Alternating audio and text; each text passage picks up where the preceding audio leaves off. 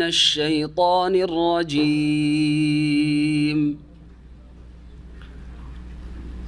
يا أيها الذين آمنوا كلوا من طيبات ما رزقناكم واشكروا لله إن كنتم إياه تعبدون. إنما حرم عليكم الميتة والدم ولحم الخنزير وما أهل به لغير الله، فمن اضطر غير باغ ولا عاد فلا إثم عليه، إن الله غفور رحيم. إن الذين يكتمون ما أنزل الله من الكتاب ويشترون به ثمنا قليلا أولئك ما يأكلون في بطونهم إلا النار ولا يكلمهم الله يوم القيامة ولا يزكيهم ولهم عذاب أليم. أولئك الذين اشتروا الضلالة بالهدى والعذاب بالمغفرة، فما أصبرهم على النار، ذلك بأن الله نزل الكتاب بالحق وإن الذين اختلفوا في الكتاب لفي شقاق بعيد. ليس البر أن تولوا وجوهكم قبل المشرق والمغرب ولكن البر من آمن بالله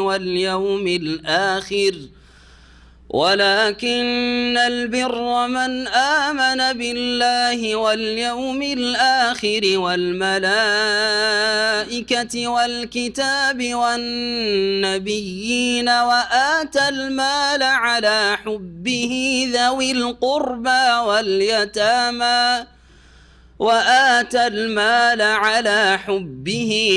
القربى واليتامى والمساكين وابن السبيل والسائلين وفي الرقاب، وأقام الصلاة وآتى الزكاة والموفون بعهدهم إذا عاهدوا، والصابرين في البأساء والضراء وحين البأس، أولئك الذين صدقوا وأولئك هم المتقون. يا أيها الذين آمنوا كتب عليكم القصاص في القتلى، الحر بالحر والعبد بالعبد والأنثى بالأنثى، فمن عفي له من أخيه شيء فاتباع بالمعروف وأداء إليه بإحسان، ذلك تخفيف من ربكم ورحمة، فمن اعتدى بعد ذلك فله عذاب أليم. ولكم في القصاص حياة يا أولي الألباب ولكم في القصاص حياة يا أولي الألباب لعلكم تتقون كتب عليكم إذا حضر أحدكم الموت إن ترك خيرا الوصية للوالدين والأقربين بالمعروف حقا على المتقين فمن بدله بعدما سمعه فإنما إثمه على الذين يبدلونه إن الله سميع عليم فمن خاف من موص جنفا أو إثما فأصلح بينهم فلا إثم عليه إن الله غفور رحيم يا أيها الذين آمنوا كتب عليكم الصيام كما كتب على الذين من قبلكم لعلكم تتقون أياما معدودات فمن كان منكم مريضا أو على سفر فعدة من أيام أخر وعلى الذين يطيقونه فدية طعام مسكين فمن تطوع خيرا فهو خير له وأن تصوموا خير لكم إن كنتم تعلمون شهر رمضان الذي أنزل فيه القرآن هدى للناس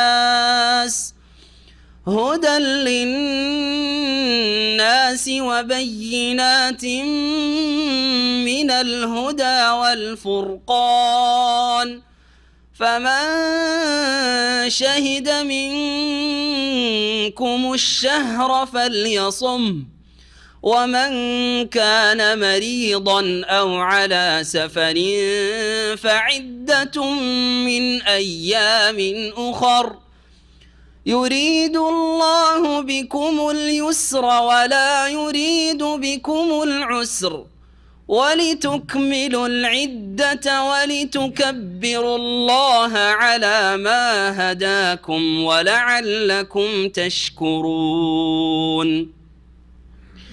وإذا سألك عبادي عني فإني قريب أجيب دعوة الداع إذا دعان فليستجيبوا لي وليؤمنوا بي لعلهم يرشدون بسم الله الرحمن الرحيم الحمد لله رب العالمين والصلاة والسلام على سيد المرسلين نبينا محمد وعلى آله وصحبه أجمعين أما بعد فأعوذ بالله من الشيطان الرجيم يا أيها الذين آمنوا كلوا من طيبات ما رزقناكم واشكروا لله إن كنتم إياه تعبدون মহান আল্লাহর সমস্ত প্রশংসা যে আল্লাহ রাব্বুল আলামিন আমাদেরকে তাঁর ইবাদত বন্দেগীর জন্য সৃষ্টি করেছেন এবং আমাদেরকে হালাল পাক পবিত্র উত্তম রিজিক উপজীবিকার ব্যবস্থাও দান করেছেন যে কোনো প্রাণীকে জীবজন্তুকে আল্লাহ সৃষ্টি করেছেন তার রিজিকের রুজির দায়িত্ব স্বয়ং আল্লাহ নিয়েছেন ওমা মিন দাব্বাতিন ফিল আরদি ইল্লা আলাল্লাহি রিজকুহা কিন্তু একমাত্র মানুষ এমন এক সৃষ্টি যারা এই রুজি নিয়ে কি খাবো কি দিয়ে চলবো এই নিয়ে সবচাইতে বেশি চিন্তিত বর্তমান যুগে অন্য কোনো জীবজন্তু এসব চিন্তা করে না মানুষ এত অধৈর্য এবং আল্লাহর ওপর ভরসা এত দুর্বল যে মুসলিম হওয়া সত্ত্বেও সবচেয়ে বড় সমস্যা হচ্ছে আজকাল অর্থনৈতিক সমস্যা। কি খাবো, কি দিয়ে চলবো, এই চিন্তা অসংখ্য প্রাণী রয়েছে রব্বুল আলমিনের, কেউ করে না। সালাত এবং সালাম নাজিল হোক নবী মুহাম্মদুর রাসূলুল্লাহ সাল্লাল্লাহু আলাইহি সাল্লামের ওপর, যিনি বলেছেন লাউ আন্নাকুম তাতাওয়াক্কালুনা আলাল্লাহ হাক্কা তাওয়াক্কুলিহি, তোমরা যদি আল্লাহর ওপর সত্যি সত্যি আস্থা ভরসা রাখতে, কাজকর্ম করে মেহনত পরিশ্রম করে রুজি রোজগারের চেষ্টা করে ফলাফল আল্লাহর ওপর ছেড়ে দাও, এই হচ্ছে ভরসা। ভরসা মানে কাজকর্ম ছেড়ে দিয়ে বসে থাকা নয়। নিজের কাজ যতটা যে করতে পারছেন, যে ময়দানে যে আছেন, যে লেখাপড়া করছেন লেখাপড়ার ময়দানে চেষ্টা করতে থাকেন, যে ব্যবসা করছেন ব্যবসার ময়দানে চেষ্টা করতে থাকেন, যে চাকরি করছেন চাকরির ময়দানে চেষ্টা করতে থাকেন, যে হাতের কাজ করছেন হাতের কাজে চেষ্টা করতে থাকেন। আর চেষ্টা করলেই যে শ্রম সার্থক হবে তা নয়, ব্যর্থ হতে পারেন, আবার অল্প মেহনতেই চলে আসতে পারে, আবার অনেক কঠিন পরিশ্রম করেও বড় কষ্ট করে আসছে হয়তো হইতে পারে। পেরেশান হবে না। তোমরা যদি ফলাফলটা আল্লাহর উপর ছেড়ে দাও, যে আল্লাহ আমাদের রিজিকের মালিক, কাজ করতে হবে, রেজাল্ট ফলাফল আল্লাহর হাতে, এইভাবে যদি তোমরা ভরসা রাখতে পারতে, রুজি নিয়ে পেরেশান না হইতে, তাহলে লা রাযাকাকুম, আল্লাহ তোমাদেরকেও রুজি দান করতেন, কামা ইয়ারযুকুত তায়রা, যেমন পাখিকে আল্লাহ রিজিক দিয়ে থাকে, রুজি পৌঁছিয়ে থাকেন, প্রতিদিন নতুনভাবে এদিক সেদিক ছুটাছুটি করে রিজিকের ব্যবস্থা করে। একদিনের অগ্রিম রুজির ব্যবস্থা তার বাসায় থাকে না, পাখির বাসায়। আর আগামীকালকে কি খাবো সন্ধ্যাবেলা বাসাতে এসে চিন্তা নিয়ে পেরেশানও থাকে না, যে আগামীকালকে কোথায় যাব, কি করব, কি খাবো, কোনো চিন্তা করেন না। আজকের শুধু চিন্তা, এদিক সেদিক তলাশ করে রুজির ব্যবস্থা করতে হবে। এইরকম যদি তোমরা আল্লাহর ভরসা রাখতে, তো এইভাবেই তোমাদেরকে আল্লাহ রিজিক দিতেন। তাগদু খেমাসান ও তারও হবে তারান, সকালবেলা খালি পেটে বের হয়, কিছুই জানা থাকে না যে কি খেতে পাবো আর না পাবো। ও তারও হবে তারা, সন্ধ্যাবেলা পেট পুরে ফিরে আসে, কোনো পেরেশানি থাকে না। আপনাদের তাই হবে। নবী করিম সাল্লাল্লাহু আলাইহি ওয়াসাল্লাম বলেছেন, যদি আল্লাহর ভরসা থাকে সত্যিকার অর্থে, আল্লাহ যেন হালাল রিজিক আমাদেরকে দান করেন। আমাদের সূরা বাকারার তাফসীর আজকে আয়াত নম্বর 172 থেকে শুরু হবে, পর্ব হচ্ছে 14 নম্বর।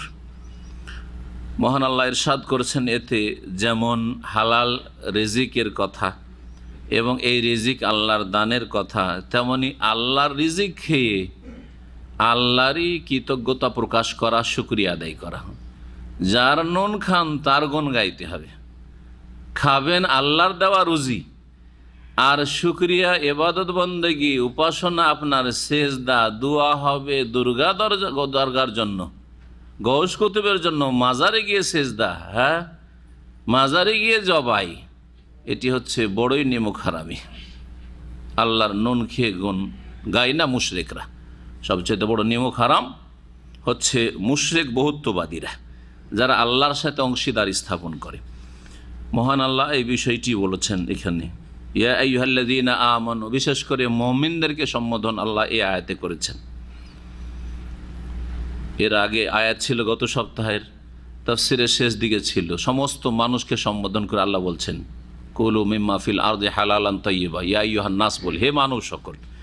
এখানে বিশেষ করে মুমিনদেরকে আল্লাহ রাব্বুল আলামিন মুসলিমদেরকে সম্বোধন করে বলছেন, হে মুমিন সকল, কুলু মিন তাইয়্যিবাতি মা রাযাকনাকুম, আমি যে তোমাদেরকে পবিত্র রুজি দান করেছি তা থেকে তোমরা ভক্ষণ করো। যেই পবিত্র রুজি অর্থাৎ হালাল, যা তোমাদের জন্য উপকারী, ইহকাল পরকালের ক্ষেত্রে অপকারী নয়। আল্লাহর দেওয়া রুজি এক, মা রাযাকনাকুম, দ্বিতীয় হচ্ছে তাইয়্যিবাত, সেটা পাক পবিত্র হইতে হবে। তাইয়্যিবাতের বিপরীত হচ্ছে খাবায়েস। খাবায়েস মানে নোংরা, খাবায়েস মানে নিকৃষ্ট, খাবায়েস মানে অপবিত্র, খাবায়েস মানে জঘন্য। ওই সব রুজি থেকে বেঁচে থাকো, ওই সব রুজি খেও না। আল্লাহ হারাম করেছেন। রাসূলুল্লাহ সাল্লাল্লাহু আলাইহি সাল্লামকে আল্লাহ পাঠিয়েছেন মানুষের ওপর হারাম, খাবায়েস, নোংরাকে হারাম করার জন্য, আর তাইয়্যিবাত পাক পবিত্র বস্তুকে হালাল করার জন্য, যেমন অন্য আয়াতে মহান আল্লাহ ইরশাদ করেছেন তোমাদেরকে যে রিজিক দান করেছে, তো রিজিক দাতা কে? তো এই যে দাতা শব্দটি আমাদের ভারত, বাংলাদেশ, পাকিস্তানে আছে দাতা, বাংলাতে ব্যবহার হয়, হিন্দিতে উর্দুওয়ালারা বলে দাতা। পাকিস্তানে একটি দরবার আছে দাতা দরবার। কি আছে? দাতা দরবার। তার মানে এই দরবারে অর্থাৎ ওই মাজারে গেলে পাওয়া যায়, দান পাওয়া যায়। আর দাতাকে আল্লাহ নয় তাদের দাতা, তাদের দাতা হচ্ছে ওই মাজারে যে মারা গেছে তারপরে তাকে দাফন করা হয়েছে, এরা মরেও মরেন না, দিতেই আছে, দিতে আছে। ভারত পাকিস্তানের মাজারপন্থীদেরকে খাওয়াইতে আছে, আল্লাহ খাওয়াই না তাদেরকে। দাতা দরবার শিরকি কথা, কুফরি কথা। গরিব নওয়াজ, খাজা মঈনুদ্দিন চিশতির উপাধি হচ্ছে গরিব নওয়াজ, মানে গরিবকে নওয়াজ নেওয়ালা, গরিবের দাতা। গরিব মানে অভাবী, উর্দু ভাষাতে বা আমাদের দেশের ভাষায় যারা অভাবীকে অভাবীর দাতা, অভাবীকে দানকারী কে? একমাত্র আল্লাহ। এটা হচ্ছে ইসলাম।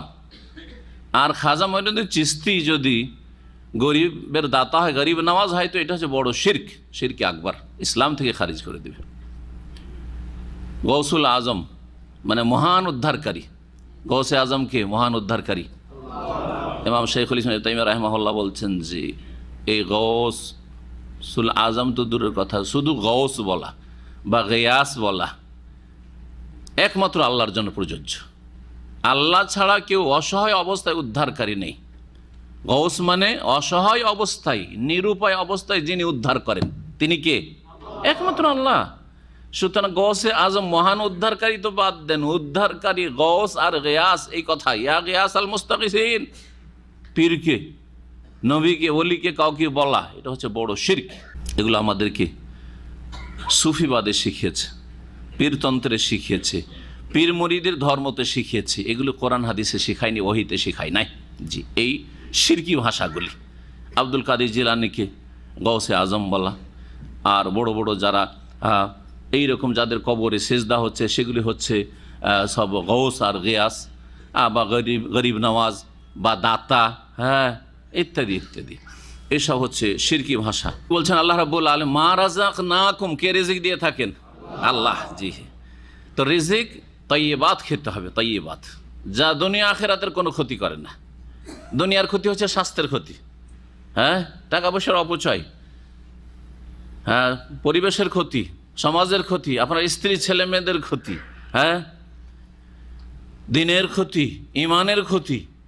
আখিরাতের ক্ষতি হচ্ছে যে জাহান্নামের কাছে নিয়ে যাবে, জান্নাত থেকে দূরে করে দিবে, এগুলি হচ্ছে আখিরাতের ক্ষতি। আযাবের সম্মুখীন করবে, আল্লাহর নিয়ামত থেকে বঞ্চিত রাখবে, এগুলি হচ্ছে আখিরাতের ক্ষতি। সেগুলি হচ্ছে খাবায়েস। আর যেগুলোতে ইহকাল পরকালে লাভ আছে, খেলে দুনিয়ার কোনো ক্ষতি নেই তেমন বড় ধরনের, আর আখিরাতের কোনো ক্ষতি নেই, সেগুলি হচ্ছে তাইয়্যিবাত। সুতরাং ধূমপান এই অর্থে তাইয়্যিবাতের মধ্যে কার না খাবায়েসের? খাবায়েস। যে পান করে তার ক্ষতি করে, তার স্ত্রীর ক্ষতি করে, তার ছেলে মেয়েদের কচি কাচাদের ক্ষতি করে, টাকা পয়সার অপচয়, শয়তানের ভাই বানায় তাকে, আর তারপরে তার শরীর থেকে আর কাপড় থেকে আর মুখ থেকে এত গন্ধ ছড়ায় যে ফেরেশতা পানাহ চায়। ফেরেশতারা কি চায়? পানাহ চায় যে আল্লাহ এর থেকে, এর স্বার্থ অনিষ্ট থেকে, এর এই নোংরা গন্ধ থেকে রক্ষা করো। আর ভালো মুমিন মানুষ যাদের দোয়া কবুল হওয়ার আশা আছে, তারাও তাদের থেকে পানাহ চায় যে এর পাশে নামাজ পড়া থেকে আল্লাহ রক্ষা করো, এর পাশে বসা থেকে রক্ষা করো। তার পাশে কেউ রুচির সাথে বসতে চায় না, রুচিকর মানুষরা। যাদের প্রকৃতি বিকৃত হয়ে গেছে, ওর মতো নোংরা বা ওর চাইতে বেশি নোংরা হয়ে গেছে, ওদের ব্যাপার না। বা দুনিয়ার পার্থিব স্বার্থে চলো অসুবিধা নাই, তোর গন্ধ হইলেও অসুবিধা নেই, তোর কাছে আমার স্বার্থ আছে, সেই জন্য তাদের কাছে বসে থাকে। জি হ্যাঁ। অথবা বন্ধুত্ব এমন স্থাপন করেছে যে তার দুনিয়ার খাতিরে বন্ধুত্ব ভালোবাসা হয়ে গেছে, যার ফলে এসব অসৎ লোককে ছাড়তে পারেন না। সুতরাং মদপানকারী আর এরকমই ধূমপানকারীদের সাথে তাদের বন্ধুত্ব, তাদের আত্মীয়তা, তাদের চলাফেরা, তাদের উঠা বসা। তো এরা হচ্ছে খবিস, আর এরা যা খায় তারা খাবায়েস ব্যবহার করে থাকে। এগুলি হারাম, আর খাবায়েসকে হারাম করা হয়েছে। সুতরাং ধূমপান, জর্দা, তামাক এগুলি হচ্ছে খাবায়েস, নোংরা, আর এগুলি হচ্ছে হারাম। এর উপর বিস্তারিত আমার আলোচনা আছে। মাকরু বলবেন না। আর বেদাতি মোল্লাদের গুমরাহিতে বিশ্বাসী হবেন না, কারণ আকীদা তো গুমরাহ করেছে, রুজি তো গুমরাহ করে দিয়েছে, রুজি তো গুমরাহ করেছে। হারাম খাওয়াচ্ছে মাকরু বলে। মাকরু মানে অসুবিধা নেই, খাও। আপনার মা জর্দা দেওয়া পান খাচ্ছে, আপনার বাপ খাচ্ছে, আপনি হাট বাজার থেকে এনে দিচ্ছেন, আপনিও গুনাহতে শরীক হচ্ছেন। জি হ্যাঁ, এই শুধু বেদাতি মোল্লাদের গুমরাহির কারণে। খবরদার, এই মাকরু ফতোয়া নেবেন না। হয় হালাল তৈয়বাত, আর না হয় হারাম খাবায়েস মধ্যে। খেয়ে দিয়ে কি করতে হবে? ওয়াশকুরুলিল্লাহ, বলছে আল্লাহর শুকরিয়া আদায় করো। কার শুকরিয়া আদায় করো? যিনি খাওয়াচ্ছেন। আর রিজিক মানে শুধু খাওয়া না। রিজিক এটা এতক্ষণ যে তফসির হইলো, শুধু আমাদের যে সংকীর্ণ অর্থ আমাদের ব্রেনে আছে যে রিজিক মানে কি? টাকা পয়সা আর খাওয়া দাওয়া, পানাহার, তাই না? না, রিজিক মানে, আর রিজকু মানে আল হাজ্জু ওয়ান নাসিব। রিজিকের শাব্দিক অর্থ হচ্ছে অংশ বা ভাগ। আপনার ভাগ, আমার ভাগ। আল্লাহ যে আমার ভাগে জুটিয়েছেন সেটা আমার রিজিক, যেটা আপনার ভাগে জুটিয়েছেন সেটা আপনার রিজিক। এটা আপনার জীবনের প্রত্যেকটি আল্লাহর দেওয়া নেয়ামত, আবার সবই আল্লাহর দেওয়া নেয়ামত, সবকে শামিল। সুতরাং আপনার হায়াত হচ্ছে আপনার রিজিক, আপনার সুস্থতা হচ্ছে আপনার রিজিক, আপনার সৌন্দর্য হচ্ছে আপনার রিজিক, আপনার যৌবন হচ্ছে আপনার রিজিক, আপনার পানাহারের বস্তু বা ধন সম্পদ হচ্ছে আপনার রিজিক, আপনার স্ত্রী ছেলে মেয়ে আপনার রিজিক, আপনার ভাগে আল্লাহ জুটিয়েছে, আপনার গাড়ি বাড়ি এটা আপনার রিজিক। এইভাবে যা কিছু আপনার কাছে রয়েছে তাই হচ্ছে, যা আপনি ভোগ করছে তা হচ্ছে আপনার অংশ, আপনার রিজিক। জি হ্যাঁ, রিজিক আল্লাহর পক্ষ থেকে, আল্লাহ রিজিকের দায়িত্ব নিয়েছেন, এবং আল্লাহর পক্ষ থেকে রিজিকের চূড়ান্ত ফয়সালা করা আছে, কম বেশি হবে না। শুধু খাওয়া দাওয়া পানাহারকে শামিল না, আপনার সুস্থতাকে শামিল, আপনার হায়াত একটু কম বেশি কেউ করাইতে পারবে না। আপনার সুখ দুঃখ এটাও আপনার রিজিক, সব কিছু রিজিক। আল্লাহ যেন আমাদের রিজিকে বরকত দান করেন। সার্বিক দোয়া কিন্তু এটা কিসের দোয়া? শুধু রিজিক মানে টাকাতে বরকত দান করেন এটা নয়। ভোগের সামগ্রী যা আপনি, যার মুখাপেক্ষী আপনি, সে আপনার এ মাথা থেকে পা পর্যন্ত হোক, অথবা আপনার পকেটে যা আছে, আপনার ঘরে যা আছে তাই হোক, অথবা আপনার ছেলেমেয়েরা হোক, সব শামিল, সব শামিল। সুতরাং আল্লাহ বারিক লানা ফি রিজকিনা, আল্লাহ মারজুকনা মানে সব কিছুই শামিল। অত্যন্ত ব্যাপক অর্থ এই রিজিকের। তো যেই পাক পবিত্র রিজিক দান করেছি তা থেকে তোমরা ভক্ষণ করো। খাওয়া দাওয়ার বস্তু, পানাহার বস্তু হলে সেগুলি খাও আর পানাহার করো। আর যদি ভোগের সামগ্রী হয় সেগুলি তাইয়্যিবাত, পাক পবিত্রগুলি ভোগ করো। কাপড় চোপড়ের ক্ষেত্রে পোশাক তাইয়্যিবাত ব্যবহার করো। সুতরাং হারাম পয়সার কাপড় পরিধান করবেন না, ছেলে মেয়েদের জন্য হারাম রোজগার করবেন না, ছেলে মেয়েদেরকে দিয়ে হারাম উপার্জন করাবেন না, ইত্যাদি। ওয়াশকুরুলিল্লাহ, এবং আল্লাহর এই রিজিক ভোগ করে আল্লাহরই শুকরিয়া আদায় করো। শুকরিয়া আদায় সম্পর্কে মনে রাখবেন আমার বিস্তারিত আলোচনা একাধিক আছে। নিয়ামতের শুকরিয়া বলে একটি আছে, তাতে বলেছি যে শুকর মানুষের অন্তর থেকে প্রথম হইতে হবে, কলব দিয়ে, হৃদয় দিয়ে শুকরিয়া আদায়।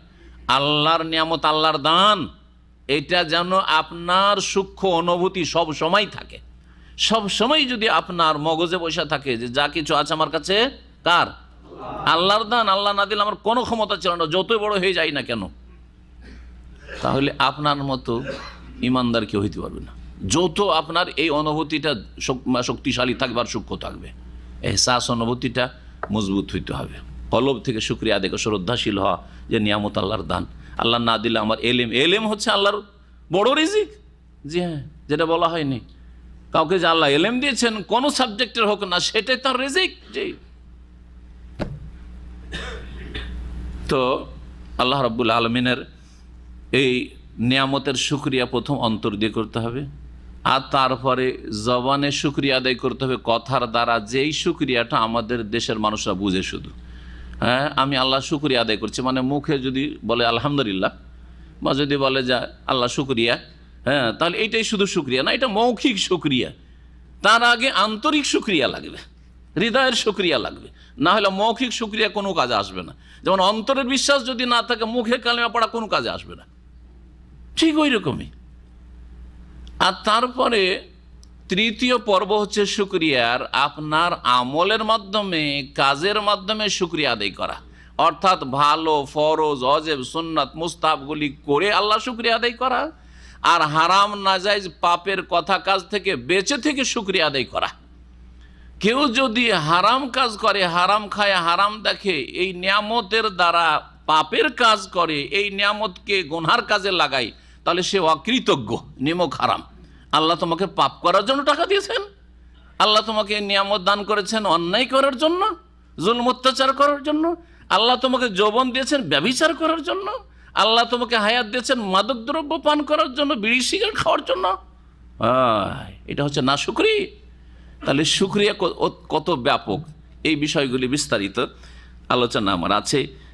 যেটুকু বললাম এইটুকু আশা করি আপনার দিক নির্দেশনার জন্য যথেষ্ট। অন্তর থেকে শুকরিয়া, কথার দ্বারা সবসময় শুকরিয়া, আর কাজে কর্মে শুকরিয়া আদায় কর। আল্লাহর সন্তুষ্টি ছাড়া অসন্তুষ্টিতে আপনার কাছে যে নিয়ামত আছে তা আর প্রয়োগ হবে না, তার ব্যবহার হবে না। আপনার পুরো জিন্দগি এবং পুরো জীবনের ধন সম্পদ, আর আপনার স্ত্রী, ছেলে মেয়ে, আপনার গাড়ি বাড়ি, আপনার সম্পদ, আপনার যে প্রভাব, আপনার খ্যাতি, আপনার যে আধিপত্য, আপনার ক্ষমতা, এ সমস্ত কিছু আল্লাহর সন্তুষ্টির কাজে লাগবে। এইরকমভাবে যদি ইসলাম বুঝে নিই, তাহলে আমরা তো সবাই ইসলামের খাদেম হয়ে যাব। নিয়ামত আল্লাহর, তাহলে আমি কি কোনো পার্টির খেদমত করব না ইসলামের খেদমত করব? সোজা কথা, বুঝছেন না? বুঝছেন না? অনেকেই মনে করে যে আমরা যদি ইসলামের নামে যে আজকালকার গণতান্ত্রিক রাজনীতি করা হচ্ছে তাদের থেকে সতর্ক করে, কারণ ইসলামের সেটা অপব্যাখ্যা, তো এতে অন্যরা সুযোগ পাবে, অন্যরা অন্য দল করতে বলছে নাকি? সবগুলি হারাম, কারণ আপনি আল্লাহর দিনের ইসলামের কোনো কাজ করে দিলেন না। হয় বেদাতি তরিকে কাজ করছেন, ধর্মের যদি ভুল ব্যাখ্যা করেন, আর না হলে দুনিয়ার স্বার্থে, পেটের স্বার্থে, দুনিয়ার গরজে কাজ করছেন, দিনের কিছুই করে দিলেন না আপনি সারা জীবন। কোথায় আল্লাহর শুকরিয়া? আপনার শ্রম, আপনার মেহনত, আপনার বিদ্যা, বুদ্ধি, সব কিছু আপনি পেটের জন্য আর দুনিয়ার নেতৃত্বের জন্য লাগিয়ে দিলেন। আল্লাহর দিনের খেদমতে আপনার কতটা অংশ আছে আল্লাহকে দেখান তো দেখি। সুতরাং আমরা প্রত্যেক মুসলিমকে বলছি যে আল্লাহর দিনের খাদেম হয়ে যান। এইভাবে যদি শুকরিয়াকে বুঝে নেন, অশকুরুলিল্লাহ, তাহলে আল্লাহর দেওয়া নিয়ামতকে সবসময় ইসলাম শক্তিশালী হোক, মুসলিমরা শক্তিশালী হোক, মুসলিম জাতি, মুসলিম উম্মাহ শক্তিশালী হোক, এর জন্য আপনার সবসময় চিন্তা চেতনা থাকবে এবং মেহনত পরিশ্রম থাকবে। এটা হচ্ছে দিন ইসলাম। এইভাবেই বুঝেছিলেন সাহাবায়ে কেরামগণ ইসলামকে, যার ফলে তারা ইসলামকে সারা দুনিয়ায় পৌঁছে দেওয়ার জন্য ছুটে গেছেন, সারা দুনিয়ায় পৌঁছে দেওয়ার জন্য ছুটে গেছেন। সাহাবায়ে কেরামদের সংখ্যা 1 লক্ষের বেশি ছিল, 1 লক্ষের বেশি ছিল বিদায় হজে। তার মধ্যে মাত্র 10,000 সাহাবায়ে কেরাম মদিনায় দাফন হয়েছেন। বাকি চিন্তা করেন, জি, অনেকের মতে তো 1,14,000 বা 1,24,000, দুটির রায়াত রয়েছে বিদায় হজে সাহাবায়ে কেরামগণ হাজির। তারা সবাই সাহাবী, কারণ রাসূলুল্লাহ সাল্লাল্লাহু আলাইহি ওয়াসাল্লাম বিদায় হজে সবাই দেখেছেন, তারা সবাই সাহাবী। তাহলে চিন্তা করেন, মাত্র 10,000 সাহাবায়ে কেরাম দাফন হয়েছেন বাকিতে বা মদিনায়, আর বাকি সব গেলেন কোথায়? সারা দুনিয়ায় ইসলাম আমাদের মতো লোকদের কাছে, আমাদের পূর্বপুরুষদের কাছে পৌঁছে দেওয়ার জন্য সারা দুনিয়ায় তারা ছুটে গেছেন। তারা সকলে আল্লাহর দ্বীনের খাদেম ছিলেন। এইরকম মুসলিম হইতে হবে। এইটা হচ্ছে সাহাবায়ে কেরামদের আদর্শ। এইটা হচ্ছে আল্লাহর শুকরিয়া আদায় করা, যা আল্লাহ দিয়েছেন আল্লাহর দ্বীনের খেদমতে তা খরচ করব। শুধু টাকা পয়সা নাই, আমার জীবন, আমার হায়াত, মত সব কিছু আল্লাহর জন্য।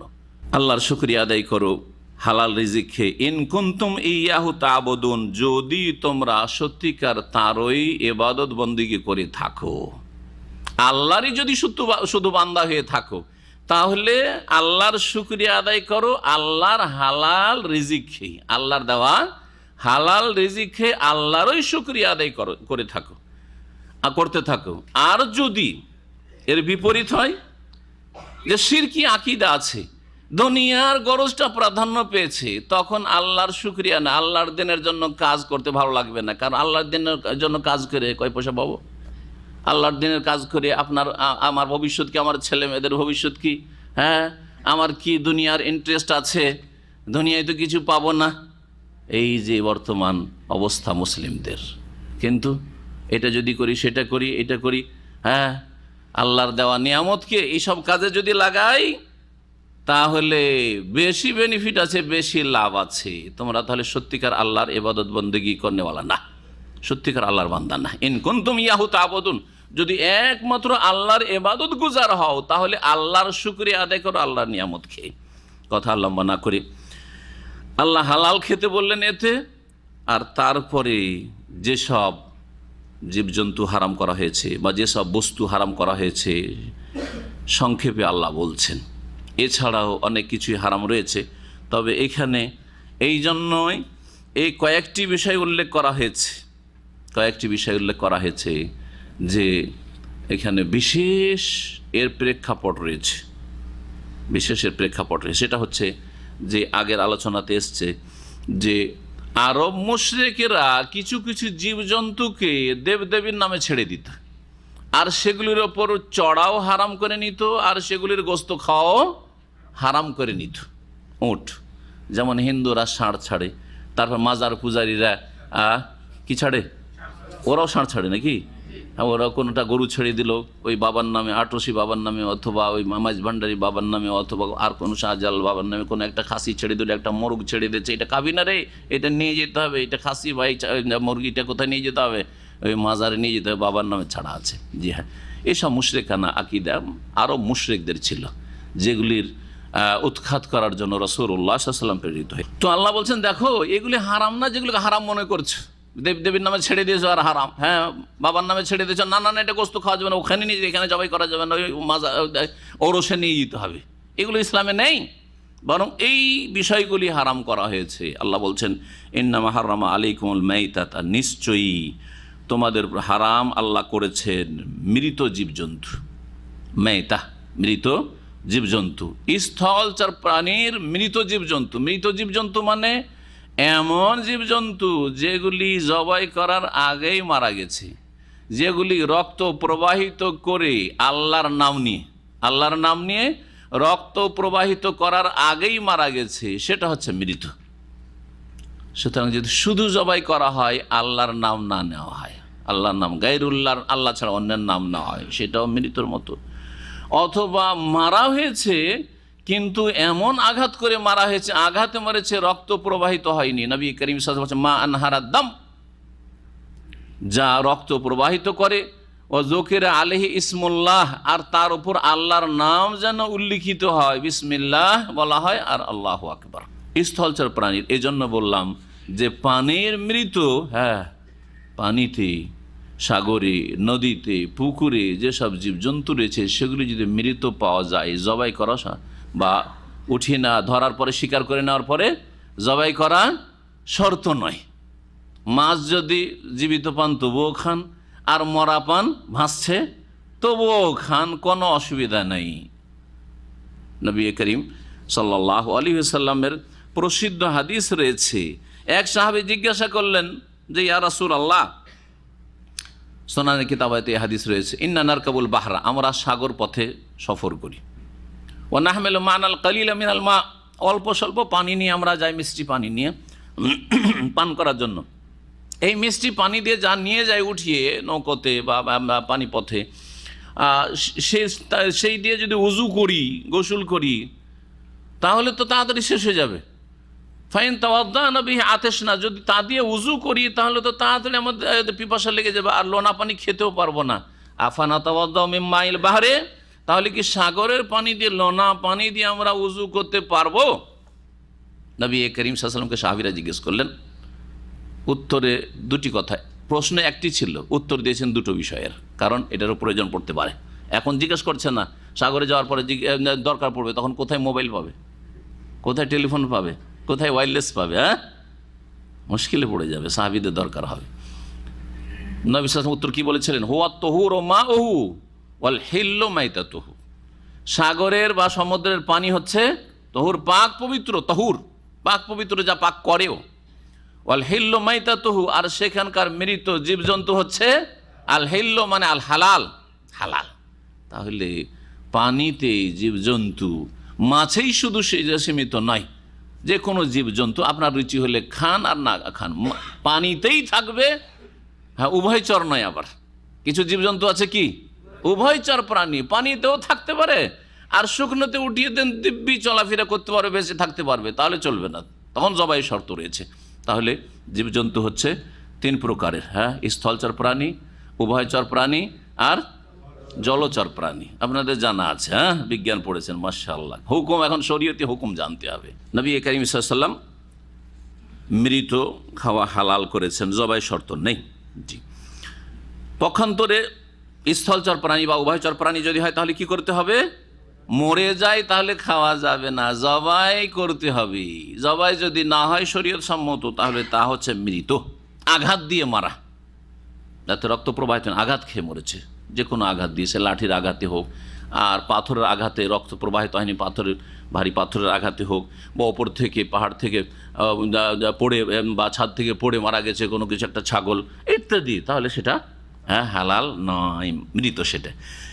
যদি জবাই করে নিতে পারেন মরার আগে, তাহলে তো সেটা জবাই করা হয়ে গেল। অদ্দাম, আর রক্তকে আল্লাহ হারাম করেছেন। রক্তকে কি করেছেন?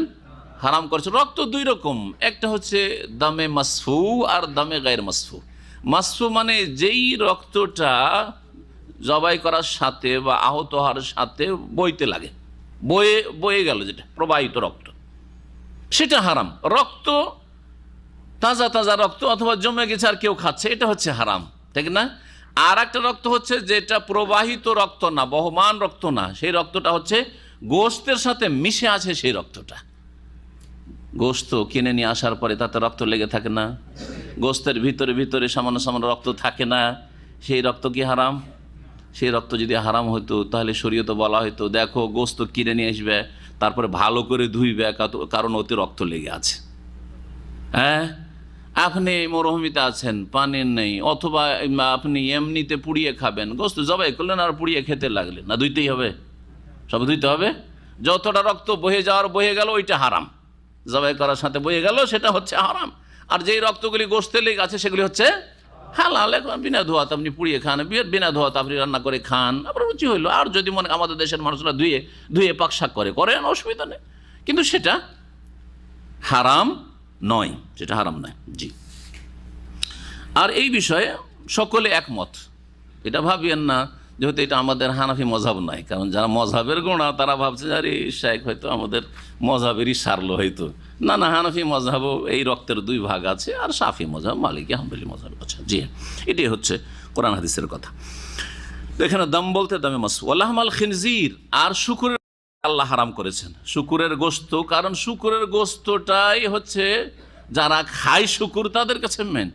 কিন্তু এর মানে এই নাই যে শুকুরের গোশত হারাম, শুকুরের চর্বি হারাম নয়, হ্যাঁ, শুকুরের পায়া হারাম নয়, সব হারাম।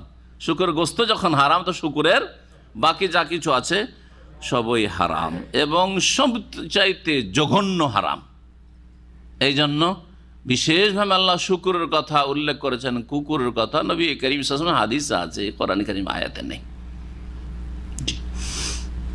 দুটোতে পার্থক্য আছে, সেজন্য নাকি যে শুকুরটা হারাম, একবারে মোটেই খাওয়া যাবে না মুসলিমদের। আর কুকুর যদি পরিস্থিতি বাধ্য করে খান, অসুবিধা নেই নাকি? হ্যাঁ হ্যাঁ, আপনারা না করে দিলেন।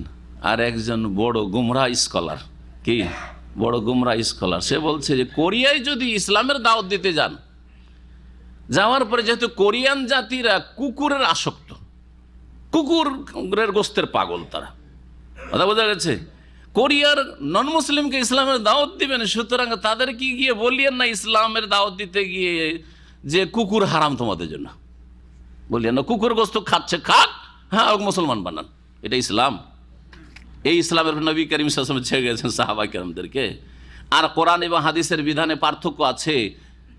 তার যুক্তি কি, সংশয় কি? গুমরাহর খুব বড় ব্যক্তি, একবারে দুনিয়ার মধ্যে আন্তর্জাতিক খ্যাতি সম্পন্ন, হ্যাঁ, একজন আরবিয়ান, জি, কাতারের বড় মুফতি থাকে, হ্যাঁ, মূল হচ্ছে আপনার, সে আসল হচ্ছে মিশরি। এত দূর চিনিয়ে দেওয়ার পর হয়তো অনেকে চিনে যাবেন, আর না চেনে তো থাক ওইখানে। জি হ্যাঁ, এইসব গুমরাহদের গুমরাহি থেকে আল্লাহ বাঁচিয়ে রাখে। জি, এদেরকে বড় চিন্তাবিদ মনে করা হয়। এদেরকে কি মনে করা হয়? একদল যারা ইসলামের নামে রাজনীতি করে, একে বড় একজন ইসলামিক চিন্তাবিদ বলে। এই রকমের গুমরাহ যে কোরিয়ায় গেলে আপনারা কুকুরকে হ্যাঁ, হারাম বলবেন না ইসলামের খেদমত করলে, কারণ হ্যাঁ সেখানে ইসলামের দাওয়াত দিতে থাকেন। কারণ ওরা কুকুর যদি বলে যে কুকুর হারাম খাওয়া যাবে না, তো ওরা ইসলাম থেকে পিছিয়ে যাবে। এইভাবে শিখিয়েছেন নবী করিম সাল্লাল্লাহু আলাইহি ওয়াসাল্লাম। না, দিনের কথা বলতে হবে, কিন্তু আগে তাওহীদের দাওয়াত দিতে হবে, আর তারপরে তখন হালাল হারামের দাওয়াত দিতে হবে। 2-4 বছর পরে না, ইসলাম কবুল করার সাথে সাথে ধীরে ধীরে শিখাইতে হবে। জি হ্যাঁ, তো বলছিলাম যে কুকুরকে হাদিস দ্বারা হারাম করা হয়েছে।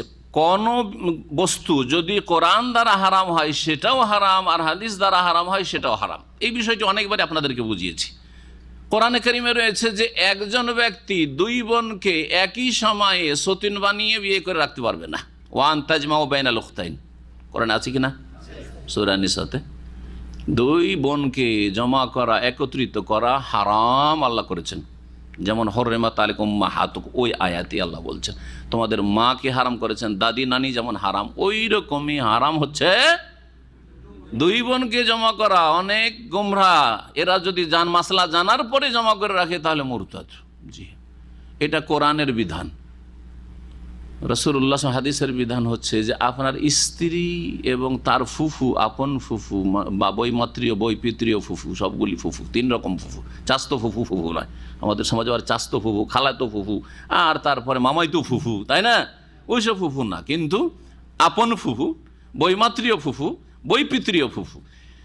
এই স্ত্রী আর তার ফুফুকে দেখে সুন্দরী লাগলো, আর একটা বিয়ে করতে চান, বা তার সাথে প্রেমে পড়ে গেলেন, বিয়ে করে ফেললেন। ফুফু ভাতিজি আপনার স্ত্রী, জায়েজ? জায়েজ?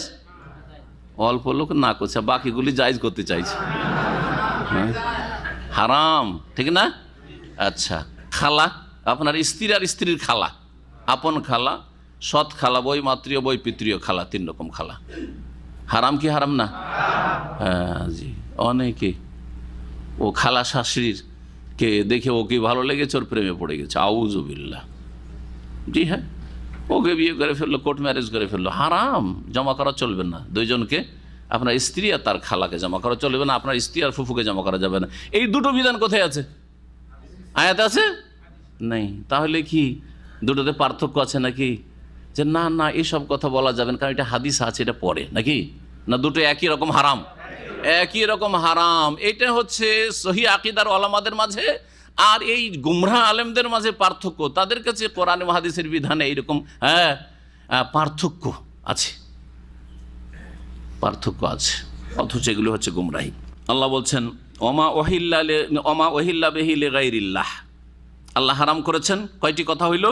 হ্যাঁ, মৃত জীবজন্তু, রক্ত আর শুকুরের গোস্ত, আর ওমা 4 নম্বর ওমা ওহিল্লা বিহি লিগাইরিল্লাহ, আর যার ওপর আল্লাহ ছাড়া অন্যের নাম উচ্চারিত হয়েছে, বা যেই জীবজন্তু আল্লাহ ছাড়া অন্যের জন্য অন্যের নামে ছেড়ে দেওয়া হয়েছে। জবাইয়ের সময় শুধু নয়, এর একটা অবস্থা হচ্ছে জবাইয়ের সময় আল্লাহ ছাড়া অন্যের নাম নেওয়া হয়েছে, বা নাম নেওয়া হয়নি কিন্তু আল্লাহ ছাড়া অন্যের সন্তুষ্টির জন্য, সান্নিধ্যের জন্য জবাই করা হয়েছে। মাজারে যে জবাই করা হয় বিসমিল্লাহ আল্লাহু আকবার বলেই জবাই করে, কিন্তু এই জবাইটা এখানে মাজারে ওরসে এসে হচ্ছে কার নৈকট্য লাভের জন্য বা সান্নিধ্য লাভের জন্য?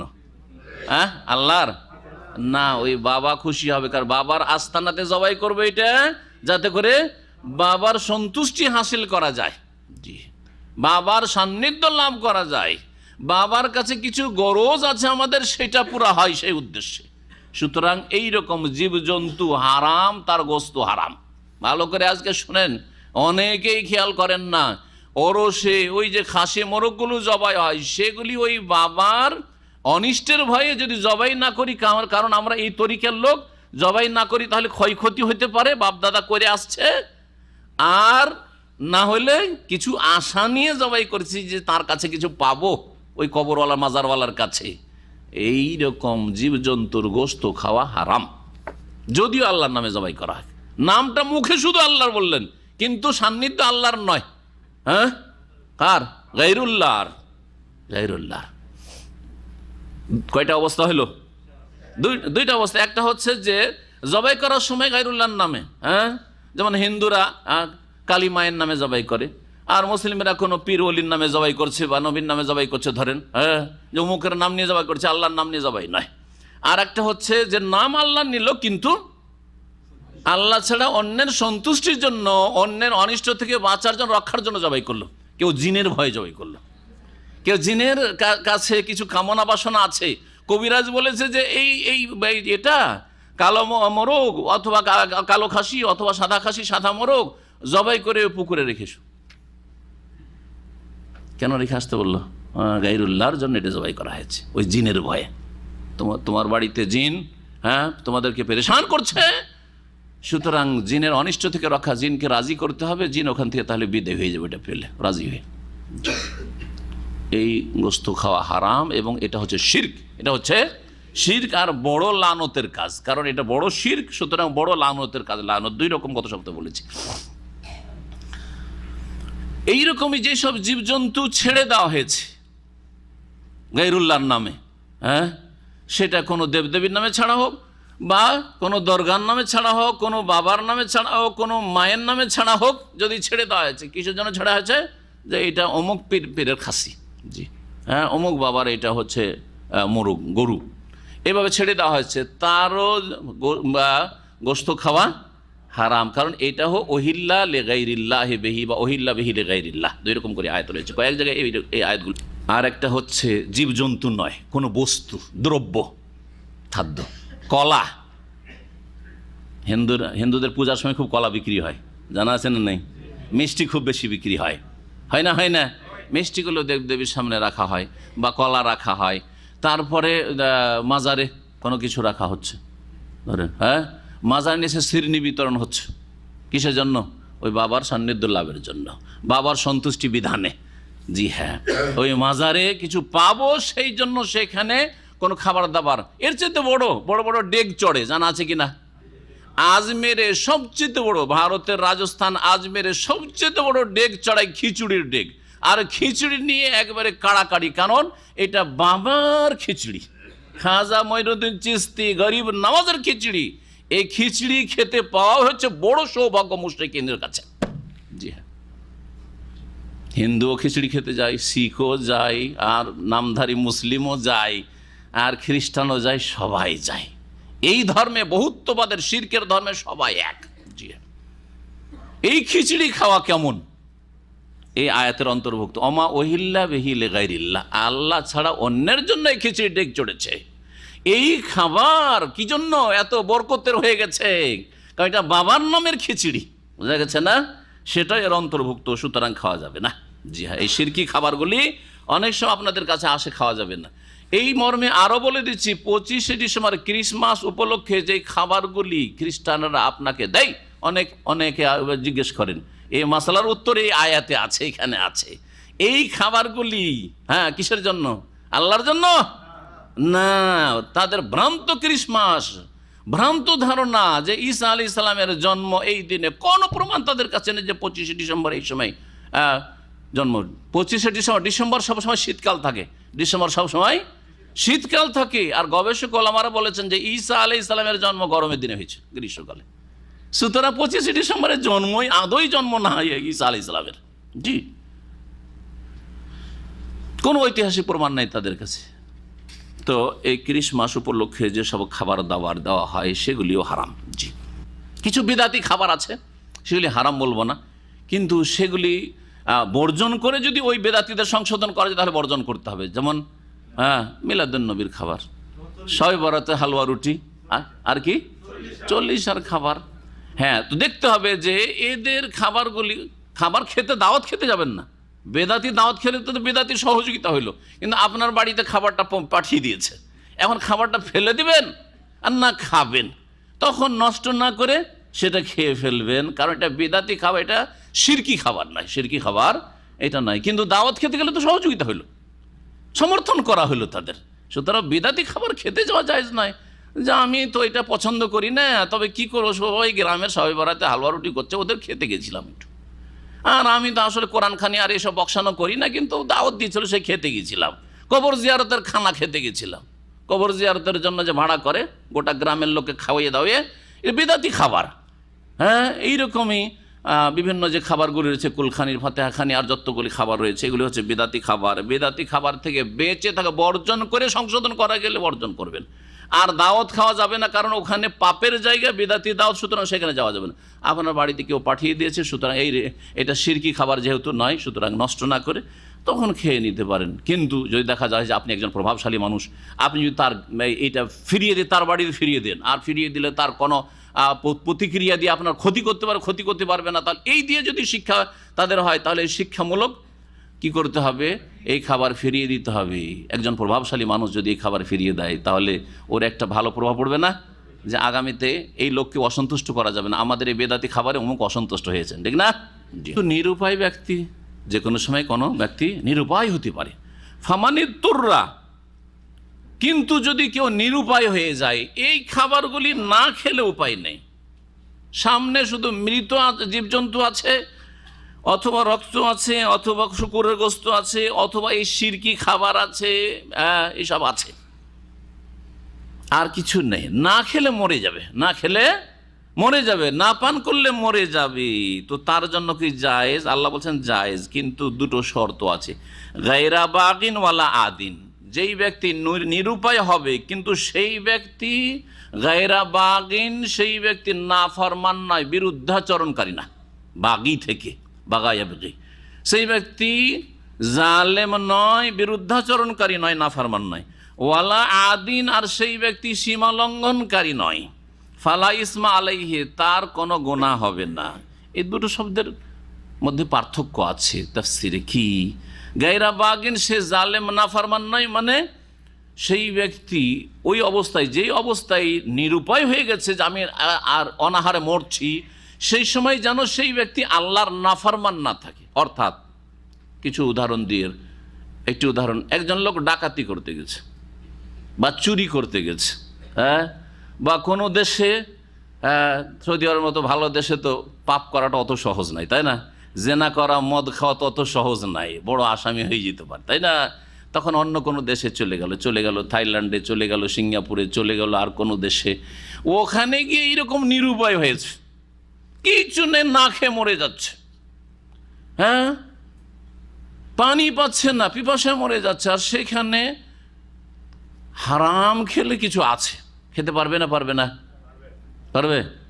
ও গিয়েছে কিন্তু ব্যভিচার করার জন্য, মদ খাওয়ার জন্য, পাপ করার জন্য গেছে ওই দেশে, তাহলে পারবে না। সে হচ্ছে বাগী, সে হচ্ছে কি নাফরমান, জালেম, সে হচ্ছে অন্যায়কারী। সুতরাং তার জন্য ইসলাম বৈধ করে না যে ডাকাতি করতে গিয়ে, চুরি করতে গিয়ে এখন না খেয়ে মরছে, সেই জন্য শুকুর গোস্ত বা শিরকি খাবার তার জন্য হালাল হবে না। কিন্তু একজন ব্যক্তি যদি জায়েজ সফরে গেছে, কোথাও ভ্রমণ করতে গেছিল, এটা জায়েজ সফর, এমনি ভ্রমণ করতে গেছিল, অথবা নেকির সফরে গেছে, হজে গেছে, উমরায় গেছে, বাপ মার সাথে সাক্ষাৎ করতে গেছে, আত্মীয়দের সাথে দেখাশোনা করতে গেছে, এইরকম কোনো নেকির কাজে, বা এলেম শিখতে গেছে, কোথাও বিদ্যা অর্জনের জন্য গেছে, রুজি রোজগারের জন্য গেছে, আর যাওয়ার পরে সেখানে একেবারে নিরুপায় হয়ে গেছে, না খেয়ে মরে যাচ্ছে, তখন কি করতে পারবে? সে বাগী নয়, গায়রা বাগিন, সে হচ্ছে আল্লাহর নাফরমান নয় সেই ব্যক্তি, তার জন্য জায়েজ, তার জন্য হারাম খাওয়া আপাতত জায়েজ। কতটা জায়েজ? আল্লাহ বলছেন ওয়ালা আদিন, খেতে গিয়ে আবার সীমালঙ্ঘনকারী যেন না হয়। যখন খাওয়ার সুযোগ পেয়েছে, তখন খাওয়াটা দুই রকম। একটা হচ্ছে যান বাঁচানো খাওয়ার, নিরুপায় হয়ে গেছি, যান বাঁচাবার জন্য আমার 100 গ্রাম বা 150 গ্রাম খেলেই হয়ে যাবে, ঠিক না? কোনো ব্যক্তির, সে যখন পেয়েছে 1 কিলো খেয়ে ফেললো, জায়েজ না? চলবে না। ওয়ালা আদিন, সীমালঙ্ঘনকারী না হয়, যতটা খেয়ে জান বেঁচে যায় ততটাই যথেষ্ট। এটা হচ্ছে এমন তাফসীর যাতে ব্যাপকতা রয়েছে, এই মর্মে বিভিন্ন মতগুলি রয়েছে। আরও যেমন প্রখ্যাত তাবেঈ মুজাহিদ, ইমাম মুজাহিদ রাহিমাহুল্লাহ বলছেন, ফামানি তুররা গায়রা বাগিন ওয়ালা আদিন, মানে কাতিয়ান লিসসাবিলে, সেই ব্যক্তি ডাকাত না, ছিনতাইকারী না, আও মুফারিকান লিল আইম্মাতে, এইরকমই বাগী হচ্ছে যেই ব্যক্তি খারেজি, দেশদ্রোহী, সেই সরকার বিরোধী কর্মকাণ্ডে জড়িত, সেই জন্য সে পলাতক অবস্থায় আছে। আর এমন খিদে লেগেছে পালাতে গিয়ে, বা সরকার দেশদ্রোহী বা সরকার বিরোধী কোনো কাজ করতে গিয়ে এই অবস্থা, এই পরিস্থিতি তার হয়েছে, তার জন্য না, সে হচ্ছে বাগী। আও খারেজান ফি মাসিয়াতিল্লাহ, অথবা আল্লাহর নাফরমানির জন্য বেরিয়েছে। যেমন বললাম যে কেউ পাপ করার জন্য, মদ খাওয়ার জন্য, জেনা করার জন্য কোনো দেশে গিয়েছে, যে কোনো পাপ হতে পারে, তো তার জন্য হালাল না। কার জন্য হালাল? যেই ব্যক্তি এসব পাপের জন্য যায়নি, ফালাহুর রুখসাত, তার জন্য ছাড় রয়েছে। ওমান খারাজা বা আগিয়ান, কেউ যদি সীমা লঙ্ঘন করে বেরোয়, আও আদিয়ান, সীমা লঙ্ঘন করে, অথবা জুলমের কাজে, অন্যায় কাজে, আফি মাসিয়াত, আল্লাহ নাফরমানির কাজে, ফালা রুখসাত আলাহু, তার কোনো ছাড় নেই। ওয়াইনি তার রাইলিহে, যদিও নিরুপায়ে, তার জন্য সবসময় হারাম এটা, কারণ আল্লাহ শর্ত লাগিয়ে দিয়েছে যে জায়েজ সফর বা জায়েজ অবস্থায়, বৈধ অবস্থায় এই পরিস্থিতি যদি তৈরি হয় তার জন্য হালাল হবে। প্রখ্যাত সাহাবী মুফাসসির আব্দুল্লাহ বিন আব্বাস রাদিয়াল্লাহু তাআলা আনহুমা কি বলছেন শোনেন। বলছেন গায়রা বাগিন ওয়ালা আদিন, কালা গায়রা বাগিন ফিল মাইতাতি ওয়ালা আদিন ফি আকলিহি। সে সুবিধাবাদী নয় যে একটু সুযোগ পেলে আমি মৃত জীবজন্তু খেয়ে ফেলব, এরকম নয়। যেমন একটা সুন্দর খাসি আপনার বাড়িতে ছিল, খুব সুন্দর খাসি, 20-25 কিলো গোস্ত হইতো, নিজে লালন পালন করেছেন, আপনি বড় করেছেন, আর হঠাৎ করে মরে গেল। আরে এত সুন্দর খাসিটা ফেলে দেবো, মরে গেছে, খেয়ে নি, হ্যাঁ চলবে না। গায়রা বাগিন ফিল মাইতাতি, না, আপনি যে আগ্রহী যে এর গোস্তটা খেয়ে নি, এরকম নয়। ওয়ালা আদিন ফি আকলিহি, আর খেতে গিয়ে নিরুপায় অবস্থা খাচ্ছেন, কিন্তু সীমা লঙ্ঘনকারী না, যে বেশি পরিমাণ খাবেন না, যতটা খেয়ে জানটা বেঁচে যায় অতটাই। এই কথাগুলি বলেছেন। এছাড়াও বিভিন্ন উক্তিগুলি সাহাবা কেরাম তাবেঈনদের রয়েছে বিশেষ করে। তারপরে আসি আমরা, আল্লাহ বলছেন যে ফালা ইসমা আলাইহি, কোনো গুনাহ হবে না যদি এই নিরুপায় অবস্থায় কেউ এসব হারাম কিছু খায়। ইন্নাল্লাহ গফুর, নিশ্চয় আল্লাহ রাব্বুল বড় মার্জনাকারী আর পরম দয়ালু। তারপরে আল্লাহ রাব্বুল আলামিন আরেকটি বিষয় বর্ণনা করছে, সেটা হচ্ছে আল্লাহর বিধানকে লুকিয়ে রাখার শাস্তি। এর আগেও উল্লিখিত হয়েছে, এখানেও আর একটি বিষয় উল্লেখ করেছেন। বলছেন ইন্নাল্লাযীনা ইয়াকতুমুনা মা আনজালাল্লাহু মিনাল কিতাব, নিশ্চয়ই যারা আল্লাহর নাযিলকৃত কিতাবের বিধিবিধানকে গোপন করে, লুকিয়ে রাখে। আল্লাহ নাযিলকৃত কিতাবের বিধান, সেটা কোরআনে কারীমের কোনো বিধান হোক, যে কোনো মুসলিম বিদাতি আলেম সমাজ লুকিয়ে রাখছে। শুধু কিতাব মানে কোরআনের কথা নয়, হাদিসের সুন্নাহ মেলাইগুলি লুকিয়ে রাখছে। হাদিস জানা আছে, না না এটা আমল করার জন্য, এটা তোমাদের জন্য না, এটা হচ্ছে শাফি মযহাবের জন্য, এটা তোমাদের জন্য, এটা হচ্ছে মালিকি মযহাবের জন্য, এটা তোমাদের জন্য, এটা সৌদি আরবে চলছে, ওটা হাম্বলি মযহাব, এটা আমাদের না।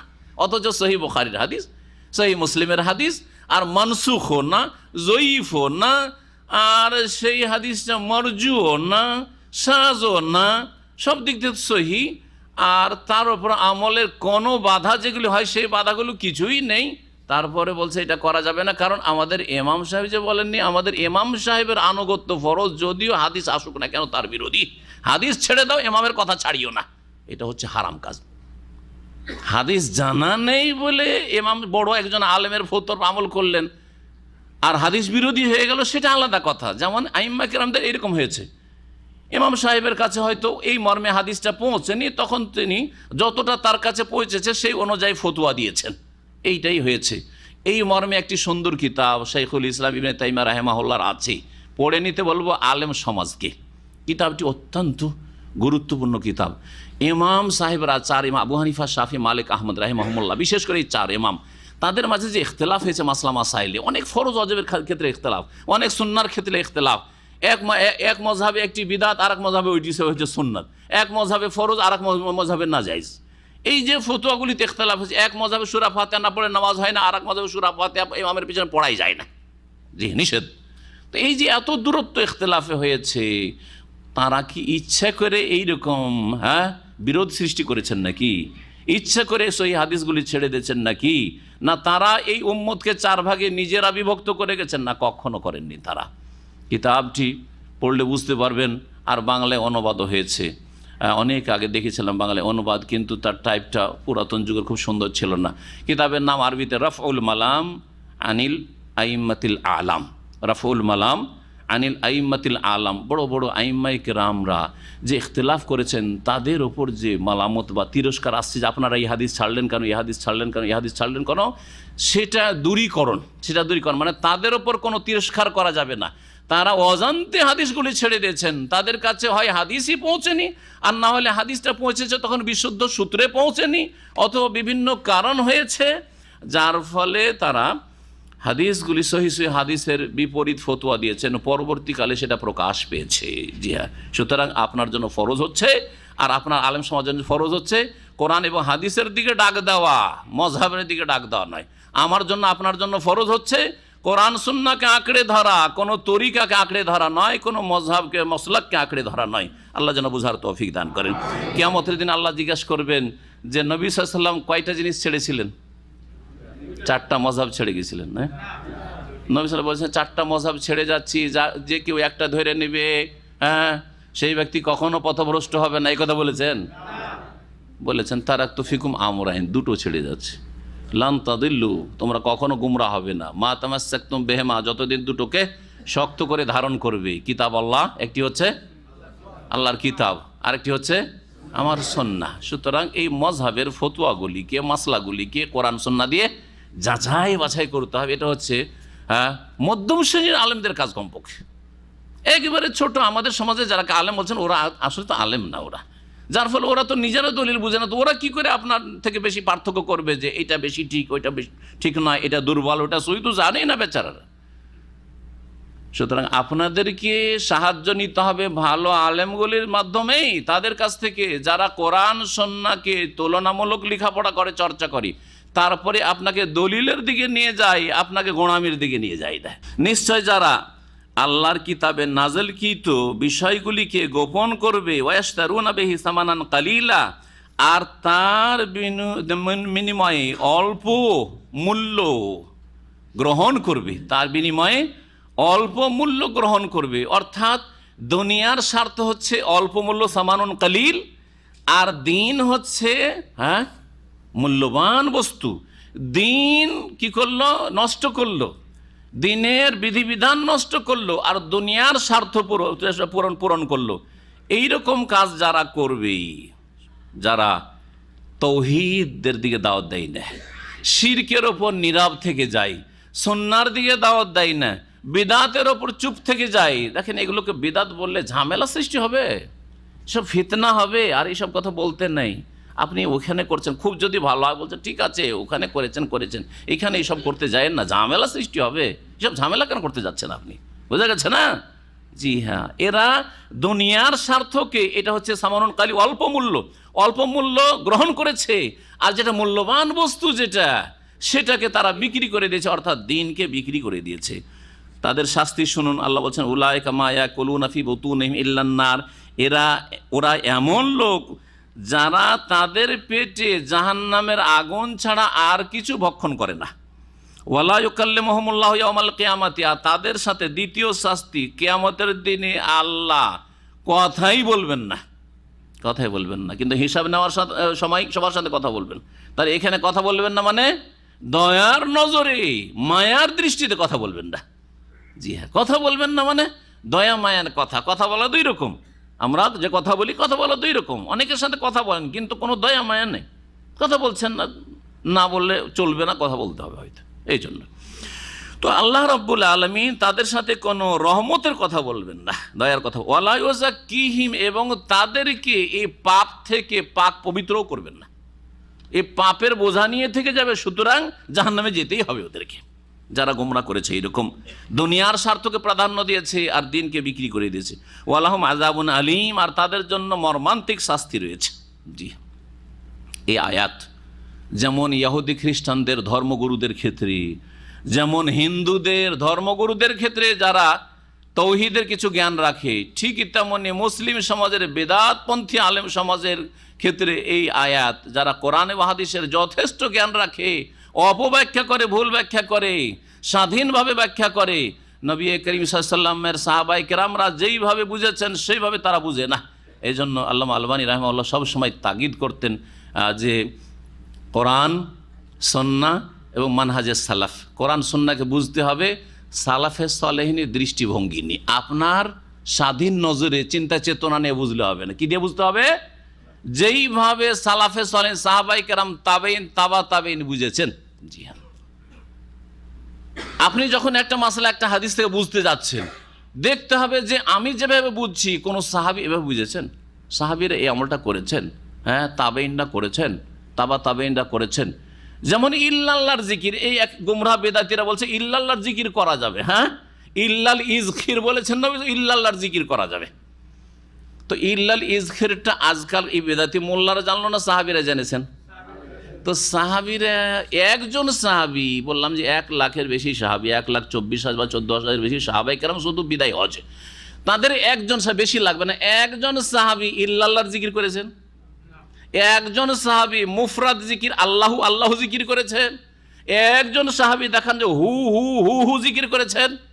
এই সমস্ত বেদাতি জিকির সুফিরা করে স্বাধীনভাবে। সাহাবায়ে কেরামরা কোন ধর্ম পালন করলে আমাদের দেখার বিষয় নয়, তাবেঈনরা কোন দিনের ওপর ছিলেন দেখার বিষয় নয়, তাবেঈনরা কোন জিকির করেছেন দেখার বিষয় নয়। আবু হানিফা, শাফি, মালিক, আহমদ থেকে কেউ প্রমাণ করে দিক যে ইল্লাল্লাহ বা আল্লাহু বা হুহুর জিকির করেছেন 4 ইমামের কোনো একজন ইমাম। এতদূর নেমে এলাম, সাহাবায়ে কেরাম, তাবেঈন, তাবেঈন, 4 ইমাম পর্যন্ত নেমে এলাম। জি হ্যাঁ, ইমাম বুখারী, মুসলিম নেমে এলাম, তারা কেউ করেছেন।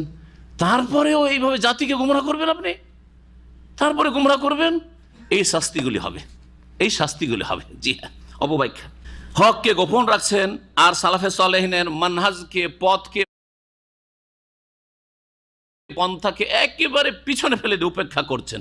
সাহাবায়ে কেরামরা কি বুঝেছেন সেটা দেখার বিষয় নেই, আমরা বুঝেছি যে ইল্লাল্লাহ জিকির চলবে। জি হ্যাঁ, আউযুবিল্লাহ।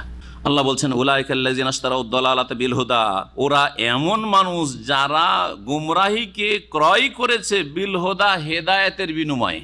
হেদায়েত হচ্ছে ইসলাম, হেদায়েত হচ্ছে কোরআন সুন্নাহ, হেদায়েত হচ্ছে তৌহিদ। হ্যাঁ, এই তৌহিদ সুন্নাহকে বিক্রি করে দিয়েছে আর খরিদ করেছে শিরক আর বেদাত। জি হ্যাঁ, পাপকে খরিদ করেছে আর নেকিকে বিক্রি করে দিয়েছে। ওয়াল আযাবা বিল মাগফিরা, আর আযাবকে খরিদ করেছে বিল মাগফিরা, ক্ষমার বিনিময়ে। যদি সুন্নাহ অনুযায়ী জীবনযাপন করত তো আল্লাহ ক্ষমা করতেন, সেটা পরিত্যাগ করেছে, সুতরাং তারা আল্লাহর আযাবকে খরিদ করে নিয়েছে। ফামা আসবারাহুম আলান নার, সুতরাং অবাক লাগে তারা জাহান্নামের আগুনের ওপর ধৈর্য ধারণে কতই তারা শক্ত, বা ফামা আসবারাহুম আলান নার, তারা জাহান্নামের আগুন সহ্য করায় কত না ধৈর্যশীল। এটা হচ্ছে ফেলে তাজ্জুব, ফামা আসবারাহুম। জি, ফামা আসবারাহুম আলান নার, তারা জাহান্নামের আগুন সহ্য করায় কতই না ধৈর্যশীল। আল্লাহ বলছে, যারা এই সাহস কোত্থেকে আসলো? হেদায়েত ছেড়ে দিলে, গুমরাহি গ্রহণ করলে, আর দুনিয়ার তুচ্ছ স্বার্থকে প্রাধান্য দিলে, আর আখিরাতকে ভুলে গেলে, তাওহীদ সুন্নতকে উপেক্ষা করলে, শিরক বিদআতকে ধারণ করলে, প্রচার প্রসার করলে, ফামা আসবারাহুম আলান নার, কতটা সাহস আছে জাহান্নাম বরদাস্ত করার? আল্লাহ বলছেন ফামা আসবারাহুম আলান নার। যালিকা বিআন্নাল্লাহ নাযালাল কিতাব। এটা কি জন্য? এই কারণ বর্ণনা, কিসের কারণ বর্ণনা করছেন? বলছেন এর আগে আযাবের কথা যে বলা হলো, যে আল্লাহ কেন এই কঠোর শাস্তি দেবেন, কথা বলবেন না, পাক করবেন না, তারপরে তারা যে দুনিয়ার স্বার্থ হাসিল করলো, পেটে আগুন ভরছে, এবং তারা গুমরাহিকে ক্রয় করেছে, তারা যে কত যে জাহান্নামের আগুন বরদাস্ত করার ক্ষেত্রে দুঃসাহসিকতা রাখে, এসব কথা কেন? কারণ আল্লাহ তো অস্পষ্ট রাখেননি। বলছেন যালিকা, এটা এই জন্য যে বিআন্নাল্লাহ নাযালাল কিতাব বিল হাক্কি, আল্লাহ সত্য সহকারে আল কিতাব নাজিল করে দিয়েছেন, আল্লাহর বিধান ওহী নাজিল করে দিয়েছেন, কোরআন সুন্নাহ নাজিল করে দিয়েছেন। ওয়া ইন্নাল্লাযিনা ইখতালাফু ফিল কিতাবি লাফি শিকাকিন বাঈদ, আর নিশ্চয়ই যারা আল কিতাবে, কোরআনে অথবা কোরআন সুন্নাহে আল্লাহর বিধান নিয়ে মতবিরোধ সৃষ্টি করে, লাফি শিকাকিন বাঈদ, তারা সুদূর ভেদাভেদে নিমজ্জিত রয়েছে। শেকাক মানে ফাটল, শেকাক মানে হচ্ছে ফাটল। এমন ফাটল ধরিয়েছে মুসলিম উম্মায় যে ফাটল ধরিয়ে অনেক দূরে গোমরাহ হয়ে চলে গেছে। লাফি শিকাকিন বাঈদ। সাদ করছেন একটি বড় আয়াত, আয়াত নম্বর 177। এই আয়াতে 10টি বিষয় উল্লেখ করা হয়েছে, 10টি বিষয় উল্লেখ করা হয়েছে। ভালো করে শুনবেন এবং ভালো করে মুখস্থ রাখবেন। 5টি ঈমান আকীদা সম্পর্কীয়, 5টি হচ্ছে ঈমানের রুকন। ইসলাম ঈমানের রুকন কয়টি? 6টি। এই 5কে বলে দিয়েছে, ইসলামের বলিনি, ঈমানের রুকন খুঁটি কয়টি? 6টির মধ্যে 5টি এখানে বর্ণনা করা, শুধু তাকদীরের কথাটি এখানে বর্ণনা করা হয়নি। তবে অন্য আয়াতে রয়েছে সূরাতুল কামারে, যেমন ইন্না কুল্লা শাইইন খালাকনাহু বিকদার, এছাড়াও অনেক আয়াতই রয়েছে এই মর্মে তাকদীর বা তাকদীর স্তরগুলি সম্পর্কে। পাঁচটি তাহলে ইমানের খুঁটির কথা এখানে উল্লিখিত হয়েছে, আর পাঁচটি ভালো আমল, নেক আমলের কথা উল্লেখ করা হয়েছে ইবাদত বন্দেগীর ক্ষেত্রে আর আখলাক চরিত্র গঠনের ক্ষেত্রে। এই 10টি গুরুত্বপূর্ণ বিষয় হচ্ছে নেকির কাজ। কিসের কাজ? নেকির কাজ। এই 10টি গুরুত্বপূর্ণ বিষয় হচ্ছে নেক লোক সৎকর্মশীলদের জীবনের মুখ্য কাজ। এই কথা আল্লাহ রাব্বুল আলামিন বলতে চাইছেন। এই 10টি বিষয় ইহুদি খ্রিস্টানরা কিবলা বানাতো, বা তাদের কিবলা কি ছিল এর আগে বলেছি। ইহুদিদের কিবলা হচ্ছে বাইতুল মুকাদ্দাসের পশ্চিম তীর, মানে পশ্চিম দিক, পশ্চিম দিক। আর খ্রিস্টানদের কিবলা হচ্ছে বাইতুল মুকাদ্দাসের পূর্ব দিক, বাইতুল মুকাদ্দাসের পূর্ব দিক। এই যে পূর্ব আর পশ্চিমকে তারা গুরুত্ব দিয়েছে, ইহুদি জাতি পশ্চিমকে গুরুত্ব দিয়েছে আর খ্রিস্টানরা পূর্বকে গুরুত্ব দিয়েছে। আল্লাহ রাব্বুল আলামিন বলছেন যে দেখো, পূর্ব আর পশ্চিমটা গুরুত্বপূর্ণ বিষয় নয়, বরং সবচাইতে গুরুত্বপূর্ণ বিষয় হচ্ছে আল্লাহর আনুগত্য করা এবং তার রাসূল সাল্লাল্লাহু আলাইহি ওয়াসাল্লামের আনুগত্য করা, আল্লাহর বিধানকে মেনে নেওয়া, শিরনত করে আল্লাহর বিধানকে মেনে নেওয়া। এই জন্য যখন আল্লাহ রাব্বুল আলামিন নবী সাল্লাল্লাহু আলাইহি ওয়াসাল্লামকে 16-17 মাস মদিনা আসার পরে বাইতুল মুকাদ্দাসকে কিবলা বানিয়ে নামাজ পড়তে বললেন, বড় বিষয় না যে কোন দিকে মুখ করে করছেন, বড় বিষয় হচ্ছে যে আল্লাহ হুকুম করেছেন, আল্লাহর হুকুমের আনুগত্য করছেন, মেনে চলছেন। ইতাআত, আনুগত্য হচ্ছে আসল বিষয়। আবার যখন আল্লাহর হুকুম হলো যে ফাওয়াল্লি ওয়াজহাকা শাতরাল মসজিদুল হারাম, মসজিদে হারামের দিকে মুখ করে নামাজ পড়ো, তখন বড় বিষয় না যে কোন দিকে মুখ গেল, বরং বড় বিষয় হচ্ছে আল্লাহর আনুগত্য করা। আতিউল্লাহ ওয়া আতিউ রাসূলা ওয়া উলিল আমরি মিনকুম। জি হ্যাঁ, এই বিষয়টি আসলে বুঝাইতে চাইছেন। খোলাসা বললাম 10টি বিষয় হচ্ছে নেক কাজ বা নেক লোকদের কাজ, আর এগুলি হচ্ছে মূল নেকি। নেকি অনেক রয়েছে, ভালো কাজ অনেক রয়েছে, কিন্তু এগুলো হচ্ছে নেকির মৌলিক বিষয় আকীদা আমলের ক্ষেত্রে। আর পশ্চিম, পূর্ব, উত্তর না দক্ষিণ কোন দিকে মুখ হলো সেটা বড় বিষয় নাই, সবচেয়ে বড় বিষয় হচ্ছে আল্লাহর আনুগত্য করা। এই জন্য অপারগ ব্যক্তি যে পারছে না, কিবলার দিকে মুখ করতে পারছে না, নামাজ পড়লো যেদিকে মুখ করে পারে, কোনো পার্থক্য আছে নামাজে? যে আমি কিবলামুখী হয়ে নামাজ পড়লাম আর আরেকজন নিরুপায়ী, হাত পা বাঁধা আছে উত্তর দক্ষিণ করে, অথবা অচল বিছানায় শায়িত অবস্থায়, তাকে কেউ কিবলামুখী করে দেওয়ার লোকও নেই, ওই অবস্থায় নামাজ পড়লো, দুই নামাজে কোনো পার্থক্য আছে নাকি? কোনো পার্থক্য নেই। কারণ আমি আল্লাহর আনুগত্য করলাম, আমার শরীর চলছে, সুতরাং আমি কিবলামুখী হইলাম, আর তার শরীর চলে না বা সে কিবলামুখী হইতে পারে না, আল্লাহর আনুগত্য যে নামাজ অক্ত হলে পড়তে হবে, পড়েছে, ব্যাস যথেষ্ট। সুতরাং এরোপ্লেনে যাচ্ছেন, আপনি ট্রেনে যাচ্ছেন, সময় পার হয়ে যাচ্ছে, আর নামাজ কাজা করা যাবে না। নামাজ ওই সময় যেই দিকে হোক না কেন পড়ে নিতে হবে। আপনার নামাজ আর আমার এই জমিনে কিবলামুখী নামাজ পড়াতে কোনো পার্থক্য নেই, কারণ মুখ্য উদ্দেশ্য হচ্ছে আল্লাহ এবং রসুলের আনুগত্য করা। সেও আল্লাহ এবং রসুলের আনুগত্য করলো, আর আমি আল্লাহ এবং রসুল সাল্লাল্লাহু আলাইহি ওয়াসাল্লামের আনুগত্য করলাম। জি হ্যাঁ, বলছেন লাইসাল বিররা আন তুওয়াল্লু ওয়াজুহাকুম কিবালাল মাশরিকি ওয়াল মাগরিব, নেকির বিষয় এই নয় যে তোমরা তোমাদের মুখমণ্ডল ফিরালে পূর্ব দিকে নাকি পশ্চিম দিকে, ওয়ালাকিন্নাল বিররা, তবে আসল নেকি হচ্ছে মান আমানা বিল্লাহি ওয়াল ইয়াউমিল আখির ওয়াল মালায়েকাতি ওয়াল কিতাবি ওয়ান নাবিয়িনা। এই পর্যন্ত 5টি ইমানের খুঁটি বা স্তম্ভ বর্ণনা করা হয়েছে। ওয়ালাকিন্নাল বিররা, তবে নেকি হচ্ছে, নেকি হচ্ছে বলে মান বলা হচ্ছে। আরবি যারা গ্রামার বোঝে তাতে যেন অর্থটা এই শব্দের সাথে মিল খাচ্ছে না, সেই জন্য এখানে একটা তাফসির আছে, যারা আরবি গ্রামার বুঝেন তাদের জন্য বলছি এটা শুধু। ওয়ালাকিন্নাল বিররা বিররু মান আমানা বিল্লাহি, ওয়ালাকিন্নাল বিররা বিররু মান আমানা বিল্লাহ, এটা একটা তাওয়িল, এটা হচ্ছে একটা তাফসির। আর একটা হচ্ছে বীর মানে হচ্ছে আল বার, বীর মানে বীর হচ্ছে মাসদার, আরবি গ্রামার যারা বুঝেন মাসদার, আর বার হচ্ছে ইসম ফাইল। বার মানে নেক লোক, আর বীর মানে নেকি, বোঝা গেছে? হ্যাঁ, জি হ্যাঁ।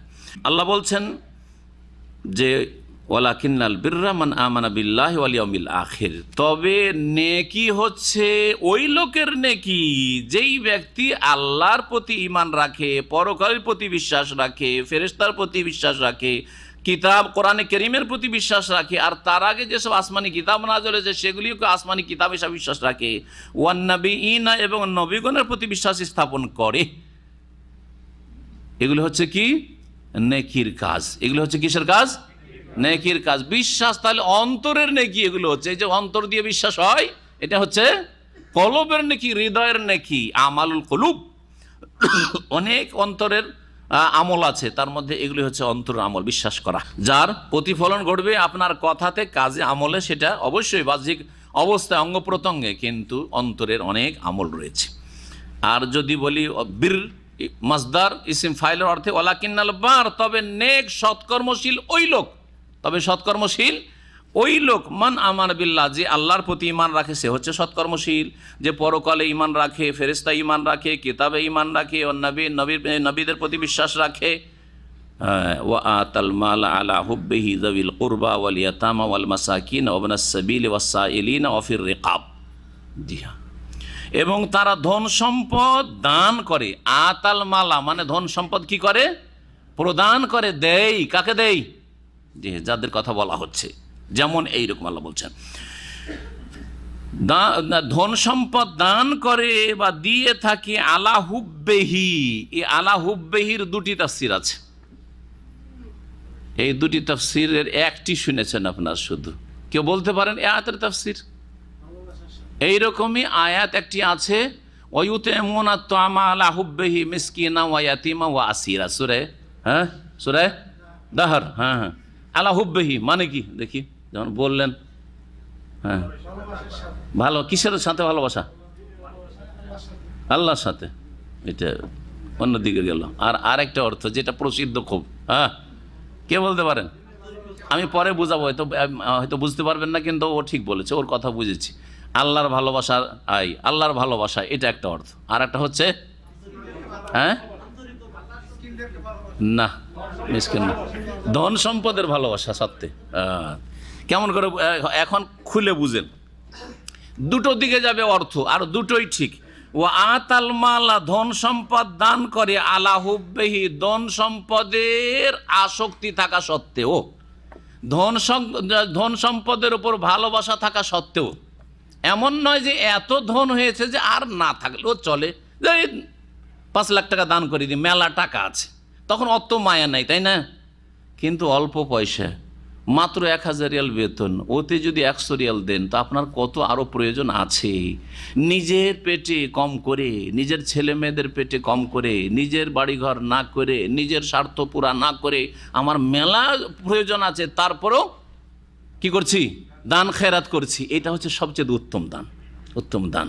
আলা হুব্বিহি, ধন সম্পদ এমন নয় যে তার ভালোবাসা নেই, ওই দরকার নেই টাকা পয়সার, কখন থাকে না, ছেলে মেয়ে খারাপ, অনেকের ছেলেরা কি হয়ে যায়, অবাধ্য নাফরমান হয়ে যায়, তখন রাগ করে সব জমি জায়গায় কি করে, মাদ্রাসা লিখে দিয়ে দেবো, ওয়াকফ করে দেবো, সব মসজিদে দান করে দেবো। না না, এখন তার ওর দরকার নেই, ও তো মরতে যাচ্ছে, আর ওই ছেলে মেয়েগুলোকে বঞ্চিত করতে যাচ্ছে না, এরকমও না। বা মরার সময় ভাবছে যে অনেক গুনাহ করেছি, আর এখন আর বেশি দিন বাঁচবো না, আর ছেলে মেয়েও নাই, বা ওরাও ধনী, টাকা পয়সা তো দরকার নাই, জমি জায়গায় লিখে দিয়ে দিই, ঠিক না? অত ফজিলতের কাজ না সেটা। ফজিলতের কাজ হচ্ছে আলা হুব্বিহি, টাকা পয়সার ভালোবাসা আছে, আমার নিজের দরকার আছে, অত্যন্ত জরুরি, আমার আসক্তি আছে, খুব জরুরত, তারপরে আমি দান খেরাত করছি। এটা হচ্ছে একটা তাফসীর। আলা হুব্বিহি মানে মা হুব্বিহি, আসক্তি থাকা সত্ত্বেও। দ্বিতীয় তাফসীর হচ্ছে আলা হুব্বিহি মানে আলা হুব্বিল্লাহি, আলা হুব্বিল্লাহি, আল্লাহর ভালোবাসার ভিত্তিতে সে মানুষকে কি করে, ধন দৌলত দিয়ে থাকে। যারা অভাবী তাদেরকে ধন সম্পদ দিয়ে থাকে, টাকা পয়সা দিয়ে থাকে, দান খেরাত করে থাকে। আলা হুব্বিহি মানে কিসের ভিত্তিতে? আল্লাহর ভালোবাসার খাতিরে, ওই লোকের বা দুনিয়ার ভালোবাসার খাতিরে না। দুনিয়ার ভালোবাসার খাতির হচ্ছে ইলেকশনের সময় আমাকে জিততে হবে, সেই জন্য 5 লাখ টাকা এলাকাবাসীকে দিয়ে দিলাম, একটা কালভেট তৈরি করে দিলাম, বোঝা গেছে? এই আপনাদের গ্রামের রাস্তাটা ভালো করে দিলাম নিজের টাকা দিয়ে। কিসের জন্য? আলা হুব্বিহি, হ্যাঁ, না আলা হুব্বি দুনিয়া, দুনিয়ার ভালোবাসায়, বোঝা গেছে না? আচ্ছা, তারপরে আর একটা দান খয়রাত হচ্ছে যে আপনি আপনার শালা শালিকে দান করছেন। আজকালকার ছেলেরা ওইরকম বিয়ে টিয়ে করে ভাই বোন ভুলে যাচ্ছে। কাকে? শালা শালিকে। কারণ স্ত্রী খুব মজা লাগছে, স্ত্রীর ভালোবাসায় সে পাগল, সুতরাং শালা চাইলে খালি হাতে ফের শালাকে বিদেশ নিয়ে আসছে, তারপরে শালিকাকে এইখান থেকে নিয়ে গিয়ে গয়না গাঁঠি দিচ্ছে, এই মালা নিয়ে যাচ্ছে, তো এই নিয়ে যাচ্ছে, সেই নিয়ে যাচ্ছে। বোনের জন্য বলছে না এবার নিতে পারলাম না বোনের জন্য, এবার যেহেতু বিয়ে করেছি তো ওই শালির জন্য নিলাম।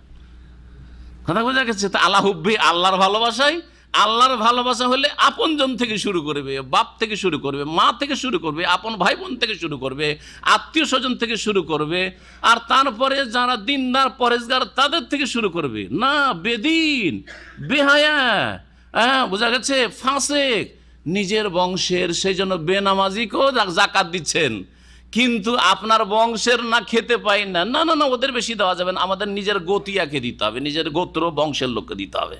এটা আল্লাহর ভালোবাসার ভিত্তিতে হইল না। বোঝা গেছে কি না? নিজেদের সংশোধন করতে হবে। কোনখানে আছেন চিন্তা করুন।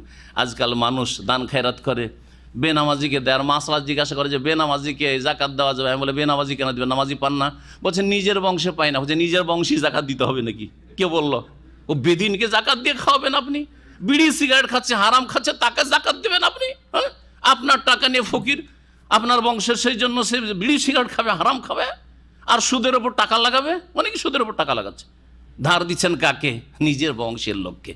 নিয়ে গিয়েও সুদের ওপর লাগাই দিল, বন্ধ করে জমি নিয়ে এলো, হারাম সুদ খাচ্ছে। অথচ আপনার দিনী ভাইকে একটা পয়সা ধার দেবেন না, যার কাছে টাকা মরবে না হয়তো। কিসের জন্য? আল্লাহ হুব্বি, আল্লাহর ভালোবাসায় না, আল্লাহর ভালোবাসার ভিত্তিতে না, দুনিয়ার ভালোবাসার ভিত্তিতে, পার্থিব স্বার্থের, বংশের ভালোবাসার ভিত্তিতে, নেতৃত্বের ভালোবাসার ভিত্তিতে। জি, আল্লাহ বলছেন যে সৎকর্মশীল ওরা, ওয়া আতাল মাল আলা হুব্বিহি, যারা ধন সম্পদ দান খেরাত করে আল্লাহর ভালোবাসার ভিত্তিতে। দ্বিতীয় তাফসীর, জাবিল কুরবা, কাকে দান করে? আত্মীয় স্বজনদেরকে। আত্মীয় স্বজন যদি ভালো মানুষ, মোটামুটি চলার মতো ভালো মানুষ হয়, মুসলিম, তাদেরকে দেন আপনি আগে, কারণ তাদেরকে দান করলে দ্বিগুণ নেকি পাবেন। নবী করিম সাল্লাল্লাহু আলাইহি ওয়াসাল্লাম বলছেন আজরুল কারাবাতি ওয়া আজরুস সাদাকাতি, আত্মীয়তার বন্ধনটাও মজবুত করা হবে আর সাদকারও নেকি পাবেন আপনি। ওয়াল ইয়াতামা, ইয়েতিমদেরকে, ওয়ানাথদেরকে। ইয়েতিম কাকে বলে? ইয়েতিমের সঙ্গে একজন বলেন তো,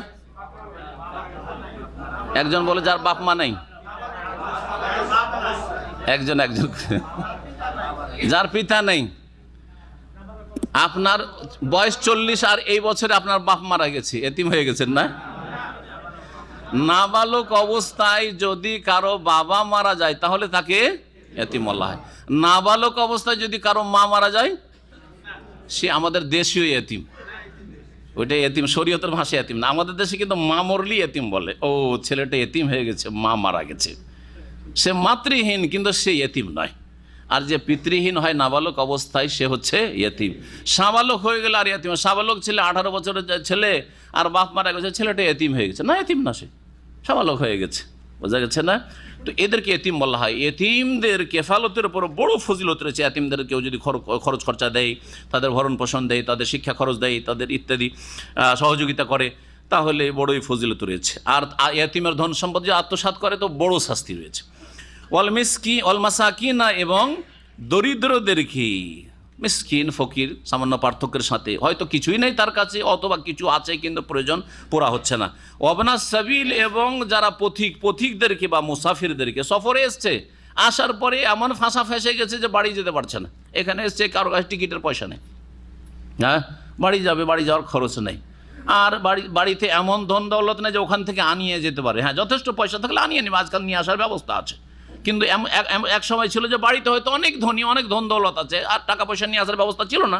আজকে থেকে 100-200 বছর আগেই চলে যান, বেশি দূর যেতে হয় না, 50-60 কি 100 বছর আগেও এরকম অবস্থাটা ছিল। তাহলে ধনী লোক কই, মুসাফির যে খালি হাত হয়ে গেছে তাকে সহযোগিতা করতে আল্লাহ উৎসাহিত করেছেন। অবনাস সাবির, রাস্তার সন্তান বলা হয়েছে এই জন্য যে সে রাস্তাতে ঘুরে বেড়াচ্ছে, তার থাকার জায়গা নেই, তার কাছে খরচ খরচা নেই, খাওয়া দাওয়ার ব্যবস্থা নেই, সেই জন্য। ওয়াসাইলিনা, এবং যাচ্চাকারীদেরকে, মানে ভিক্ষুকদেরকে। ভিক্ষুককেও দিতে হবে। ও সন্ধান করার দরকার নেই যে ওর বাড়িতে খাবার আছে কি না, ও আসলে অভাবী ফকির মিসকিন কি না, অভাবী কিনা, না, চাইছে দিয়ে দেন। তবে ভালো করে মনে রাখবেন, যদি আশঙ্কা থাকে আমার এই টাকা এই চেয়ে নিয়ে গিয়ে এই লোক কি করবে, হারাম কাজ লাগবে, মদ খাবে আর সিগারেট খেলে অসুবিধা নেই। এখানে অনেক ভিক্ষুকরাকে দেখা যায় মসজিদে বাইরে বসে থাকে, ওর চেহারা বলছে ও সিগারেট খায়, জীবনেও দান করি না। আর দান করা আমি নেকির কাজও মনে করি না ওকে। জি হ্যাঁ, কেন দান করবেন ওকে? আরে দাড়ি নেই, তাহলে আমার টাকাটা নিয়ে গিয়ে সরাসরি তো সেলুনে ঢুকবে দাড়ি সেভ করার জন্য। কেন দিবেন আপনি? কেন দিবেন? ও খেটে খাক। হ্যাঁ, একমাত্র যদি বৃদ্ধ হয়, হ্যাঁ ওর জন্য আর একটা ইয়ে আছে, বৃদ্ধ 70-80 বছর বয়স হয়ে গেছে, অথবা একবার অচল খোঁড়া, হ্যাঁ তো সেটা আলাদা বিষয়। কিন্তু একজন সুস্থ মানুষ হয়তো 40-50 বয়স এসে চাইছি, আর সে ফাসেক না, এগুলো থেকে বেঁচে থাকেন। এরা হচ্ছে পেট ব্যবসায়ী, এরা ব্যবসা করছে এক শ্রেণীর লোকেরা। অফির রেকাবে, এবং গর্দন মুক্ত করতে, অর্থাৎ যারা কৃতদাসী মুক্ত করার ক্ষেত্রে ধন সম্পদ ব্যয় করে, এই ক্ষেত্রগুলি এইরকম যে কোনো ক্ষেত্র হইতে পারে। নিউ মুসলিম বাড়ি থেকে বঞ্চিত বা তার অন্তরকে ইসলামের দিকে আকৃষ্ট করতে হবে, সুতরাং তাকে দান করা। আর কি তারপরে আল্লাহ বলছেন ওয়া আকামাস সালাতা, এবং নামাজ কায়েম করে। এতক্ষণ হলো দান খায়রাতের কথা, তারপরে বলা হচ্ছে নিজের আত্মার পরিশুদ্ধির জন্য 5 ওয়াক্ত নামাজ কায়েম করা।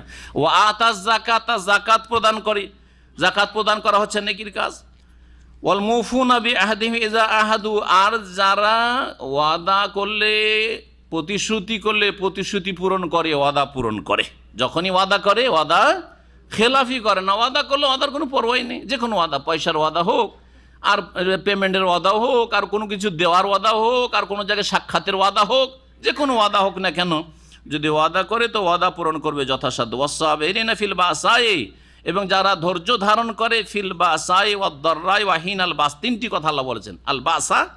আল বাসা হচ্ছে আল ফাকর, দারিদ্র্যের অবস্থায়, অভাবের সময় ধৈর্য ধারণ করে। এই নয় যে অভাব হয়েছে হাহাকার অবস্থা, ভিক্ষা চাওয়া শুরু করেছে, জি, আর যাকে তাকে বলা শুরু করেছে, ভাই আমার একটা পয়সা নেই পকেটে, ভাই আমার কাছে খাবার ব্যবস্থা নেই, ভাই আমার চাকরি নেই, ইত্যাদি। না, ধৈর্য ধারণ করবে।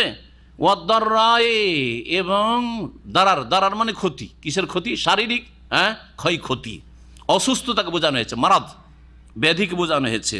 ধৈর্য ধারণ করবে দারিদ্র্যের অবস্থায়, অভাবের অবস্থায়। বাসা ধৈর্য ধারণ করবে। ওয়াদ-দাররা কিসের অবস্থায়? রোগাক্রান্ত অবস্থায়, রোগী, দীর্ঘদিনের রোগ, ভালো হচ্ছে না, ধৈর্য ধারণ করেন। ওয়াহিনাল বাসে, এবং যুদ্ধকালে, যদি লড়াই চলে, যেখানে লড়াই চলছে সেখানে ধৈর্য ধারণ করা। উলাইকাল্লাযিনা সাদাকু, ওরাই হচ্ছে সত্যবাদী, ওরাই হচ্ছে সত্যপরায়ণ। জি, ওয়া উলাইকা হুমুল মুত্তাকুন, আর ওরাই হচ্ছে আল্লাহ ভীরু, ওরাই হচ্ছে আল্লাহ ভীরু। তাদের ঈমানে সততা আছে, আর তাদের মধ্যে তাকওয়া রয়েছে। এরা হচ্ছে সত্যিকার মুমিন মুত্তাকি। মুমিন মুত্তাকি হওয়ার জন্য 10টি বৈশিষ্ট্য আল্লাহ রাব্বুল আলামিন বর্ণনা করলেন। তারপরে মহান আল্লাহ ইরশাদ করছেন কিসাসের কথা, ইয়া আইয়ুহাল্লাযিনা আমানু কুতিবা আলাইকুমুল কিসাসু ফিল কাতলা, হে মুমিন সকল, তোমাদের উপর ফরজ করা হয়েছে আল কিসাসু ফিল কাতলা, নিহতদের ক্ষেত্রে পরিশোধের বিধান, প্রতিশোধের বিধান। নিহতদের ক্ষেত্রে প্রতিশোধের বিধান। কিসাস মানে হত্যার বদলে হত্যার যে প্রতিশোধ রয়েছে, এই বিধান তোমাদের উপর বিধিবদ্ধ করা হয়েছে। ইয়া আইয়ুহাল্লাযিনা আমানু, হে মুমিন সকল, কুতিবা আলাইকুমুল কিসাস, ও তোমাদের উপর ফরজ করা হয়েছে বা বিধিবদ্ধ করা হয়েছে আল কিসাস মানে নিহতদের ক্ষেত্রে প্রতিশোধের বিধান। আল হুররু বিল হুররি, স্বাধীনের বদল স্বাধীন। ওয়াল আবদু বিল আবদে, দাসের বদল দাস। ওয়াল উনসা বিল উনসা, নারীর বদলে নারী। এর মানে এই না যে এর বিপরীত চলবে না, নারী যদি পুরুষকে খুন করে চলবে না, এটা বলা উদ্দেশ্য নয়। ফামান ওফিয়া লাহু মিন আখিহি শাইউন, অতঃপর যদি তার ভাইয়ের পক্ষ থেকে তাকে ক্ষমা করে দেওয়া হয় কোনো ক্ষেত্রে বা কোনো কিছুটা মাফ করে দেওয়া হলো। এই ক্ষমা করা, এই যে কেসাসের যে বিষয়টি রয়েছে, এখানে 3টি স্তর রয়েছে। এখানে কি রয়েছে? 3টি স্তর। একটা হচ্ছে কেসাস, হত্যার বদলে হত্যা করা, এটা হচ্ছে পূর্ণরূপে বদলা নেওয়া। হত্যা করেছে একজনকে, যেই ব্যক্তি হত্যা করেছে তাকে হত্যা করতে হবে, অন্য কাউকে না। জি, অন্য কাউকে না, কেউ কারো বোঝা উঠাবে না দুনিয়া আখেরাতে। 2 নম্বর, যদি এটা মাফ করে দেয় তাহলে নেমে আসবে কিসে?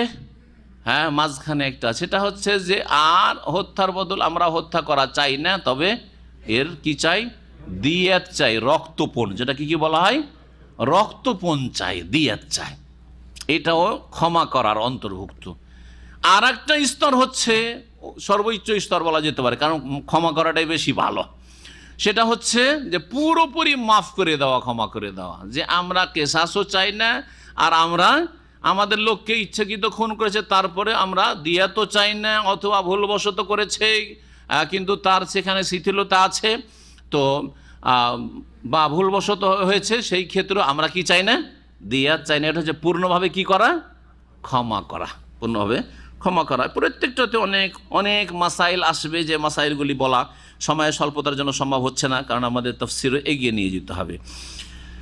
এই দ্বীনে ইসলামে এই তিনটি স্তর আছে, কেসাসও আছে, আর কি আছে, দিয়াত নিয়ে মাফ করা আছে, রক্তপণ নিয়ে, আর পুরোপুরি ক্ষমা করাও আছে। পক্ষান্তরে খ্রিস্টান ধর্মে শুধুমাত্র মাফ। কেউ যদি কাউকে খুন করে দাও, ক্ষমা করা ছাড়া উপায় নেই। খুন করে দেওয়া হয়েছে তোমাদের লোককে, ক্ষমা করতেই হবে, ক্ষমা ছাড়া আর কোনো অপশন নাই। এটা ছিল খ্রিস্টান ধর্ম।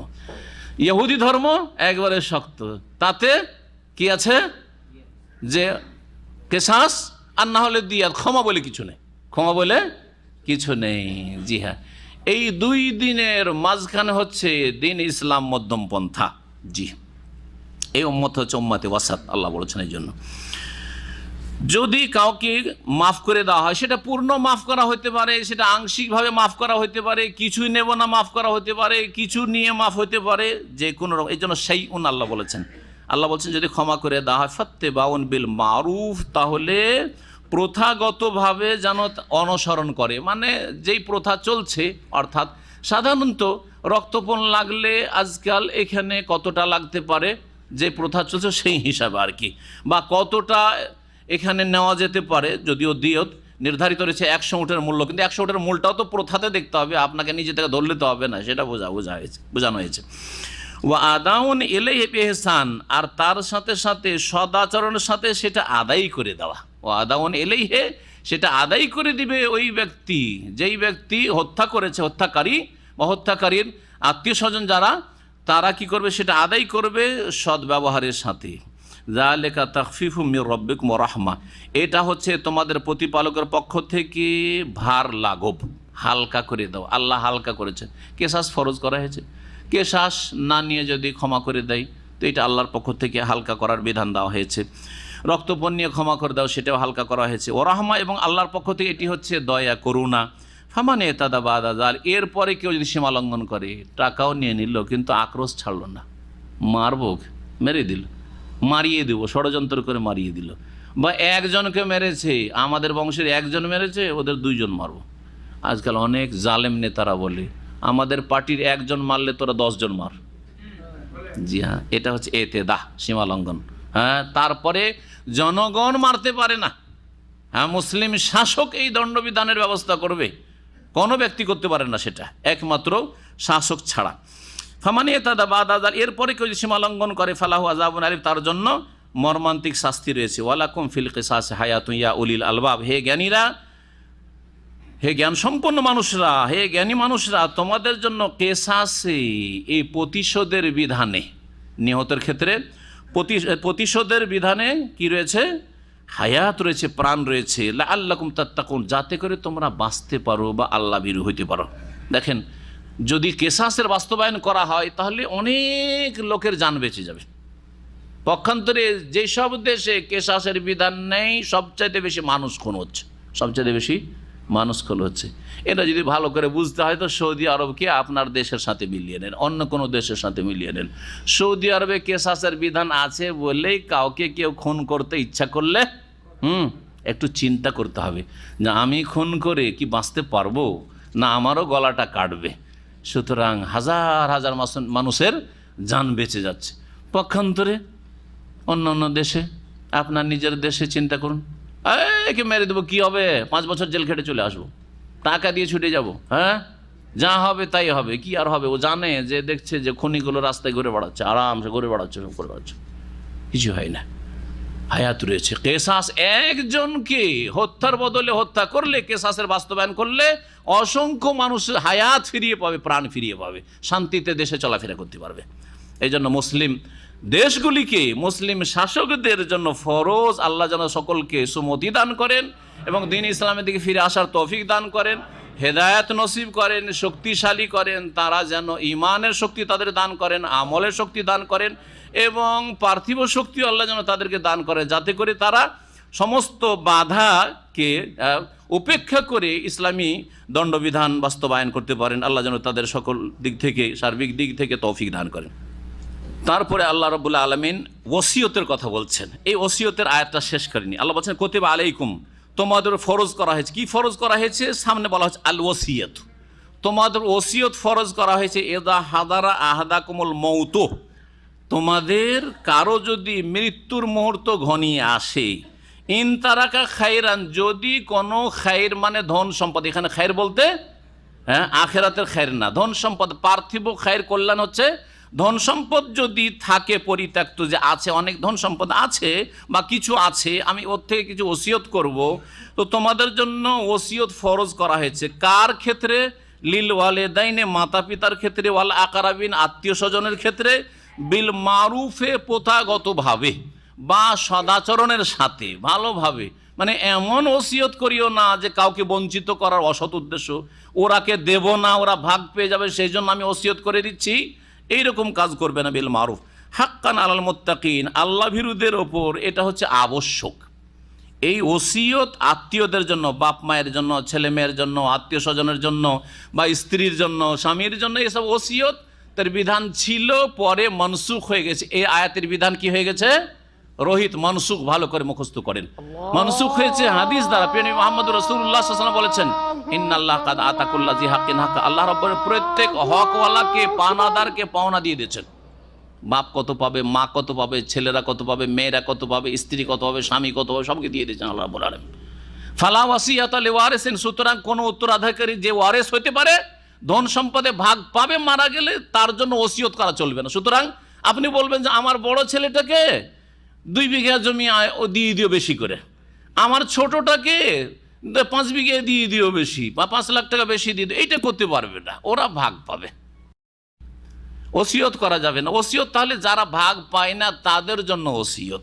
এই আয়াত মনসুখ। তবে এই আয়াতের বিধান প্রযোজ্য এখনো ওই সব লোকের ক্ষেত্রে, নিকট আত্মীয়দের ক্ষেত্রে যারা যে কোনো কারণে বঞ্চিত হচ্ছে। যেমন আজকাল আপনাদের সমাজে ছেলে অনেক ইনকাম টিনকাম করলো আর বাপ মাকে অনেক কিছু খাওয়াইলো আর দিল, টাকা পয়সা পাঠাইলো, হঠাৎ করে ছেলেটা মারা গেল, কিন্তু ওই ছেলে যে বিদেশে আছে তার ছেলের ছেলে মেয়েরা আছে, আর চাচারা আছে, মানে ওই যেই লোক মারা গেল তার ভাইয়েরা আছে। এখন ভাইয়েরা যখন আছে তো ওর বাপ বেঁচে আছে, যেই লোক মারা গেল মৃত, ওর বাপের ধন সম্পদে কারা ভাগ পাবে? বাপের ধন সম্পদে যে মৃত ব্যক্তি তার ভাইয়েরা ভাগ পাবে, ওর ছেলেরা তো পাচ্ছে না, এরা তো বঞ্চিত হয়ে গেল। আর সংসারে অনেক কাজকর্ম করলো, অথবা কাজকর্ম করুক আর না করুক, এই ছেলেগুলো যাবে কোথায়, মেয়েগুলো যাবে কোথায়, এরা তো কিছু পেল না। এই ক্ষেত্রে এদেরকে একটা ভুল আমাদের দেশের পরিভাষা মজলুম মিরাস বলে। এই মজলুম হয়ে গেছে, মিরাসের ক্ষেত্রে মজলুম হয়ে গেছে, মানে আল্লাহ জুলুম করেছে, নাউজুবিল্লাহ। এটা কাফের ইংরেজদের শিখানো, ইংরেজদের যুগের এটা টার্ম যে মজলুম মিরাস হয়েছে। মজলুম মিরাস হয়নি, আপনারা জালেম জুলুম করেছেন, সারা জীবন টাকা পয়সা ইনকাম বিদেশ থেকে করেছে, আর বাপের নামে করেছেন, মায়ের নামে। কেন করলেন এটা? জুলুম অত্যাচার করলেন, হঠাৎ করে এই লোকটি মারা গেল, ছেলে মেয়েগুলো কিছু পাচ্ছে না, এই জুলুম আপনারা করেছেন। এই ক্ষেত্রে ওসিয়ত করা আবশ্যক, ফরজ, যাতে করে এই ছেলে মেয়েগুলো একেবারে খালি হাতে না হয়ে যায়, হাত শোনো নাই, কিছুই পেল না, চাচারা সব নিয়ে গেল, বাপ ইনকাম করেছিল, ওর বাপের নামে দাদার নামে করে দিয়েছে, যেন কিছু পেল না। জুলুম করলেন না, আপনারা জুলুম করেছেন। সুতরাং এই যে পারিবারিক সামাজিক কাঠামো, সেটা হচ্ছে অনইসলামিক কাঠামো। তারপরে আল্লাহ রাব্বুল বলছেন, ফামান বাদ্দালাহু বাদা মা সামিয়াহু, এই ওসিয়তের কথা শোনার পরে সেটা যদি পরিবর্তন করে কেউ যদি পরিবর্তন ঘটায়, ওসিয়ত শুনেছে যে আমার 1 বিঘা জমি মাদ্রাসায় দিয়ে দিবে, মসজিদে দিয়ে দিবে, বা অমুক ব্যক্তি অমুক আলেমকে দিয়ে দিবে, অমুক ব্যক্তিকে দিয়ে, অমুক গরিব মানুষকে আমাদের গ্রামে আছে অমুক বিধবাকে দিয়ে দিবে, শুনেছে, কিন্তু দেখছে যে যদি বলে দিতে হবে, হ্যাঁ দিল না, অথবা লিখে দিয়ে গেছে কিন্তু ওটাকে লুকিয়ে রেখে দিল, তাহলে গুনাহগার ফাইন্নামা ইসমুহু আলাল্লাযিনা ইউবাদদিলুন, তাহলে এর গুনাহ ওই ব্যক্তির ওপর আসবে যেই ব্যক্তি তাতে পরিবর্তন সাধন করবে বা ঘটাবে। ইন্নাল্লাহ সামিউন, নিশ্চয় আল্লাহ রাব্বুল সর্বশ্রোতা আর সর্বজ্ঞ, সব কিছু আল্লাহ রাব্বুল আলামিন জানেন। তারপর আর একটি কথা রয়েছে, ফামান খাফা মিন মুসিন জানাফান আও ইসমান, হ্যাঁ ওসিয়তকারী যে মারা যাচ্ছে, মরার পূর্ব মুহূর্তে যদি আশঙ্কা করা হয় যে সে জুলুম করে চলে গেছে, কাউকে বঞ্চিত করবে ছেলেরাকে বা মেয়েকে, সেই জন্য কী করেছে, কাউকে কিছু দিয়ে চলে গেছে, এরকম ওসিয়ত করে চলে। যদি কেউ আশঙ্কা করে ওসিয়তকারীর পক্ষ থেকে জানাফান মানে পক্ষপাতিত্বের, কাউকে বেশি দিয়ে দেওয়ার, আও ইসমান অথবা গুনহার মানে কোনো জুলুম করে চলে গেছে, ফাসলাহ বাইনাহুম, সুতরাং তার ওসিয়তকে বহাল রাখা জরুরি নয়, তখন তাদের মাঝে কি করে দেবে, মীমাংসা করে দেবে, মিটিয়ে দেবে, বিষয়টি মিটামিট করে দেবে। ফালা ইসমা আলে, যদি এটা করে তাহলে কোনো গুনাহ হবে না। ইন্নাল্লাহ গফুরুর রহিম, নিশ্চয় আল্লাহ রাব্বুল আলামিন বড় মার্জনাকারী, বড় দয়ালু। এরপর ইনশাআল্লাহ তাআলা আগামী সপ্তাহে এই রোজা, রমজান আর সিয়াম সম্পর্কে যে আয়াতগুলি রয়েছে সেগুলি তাফসীর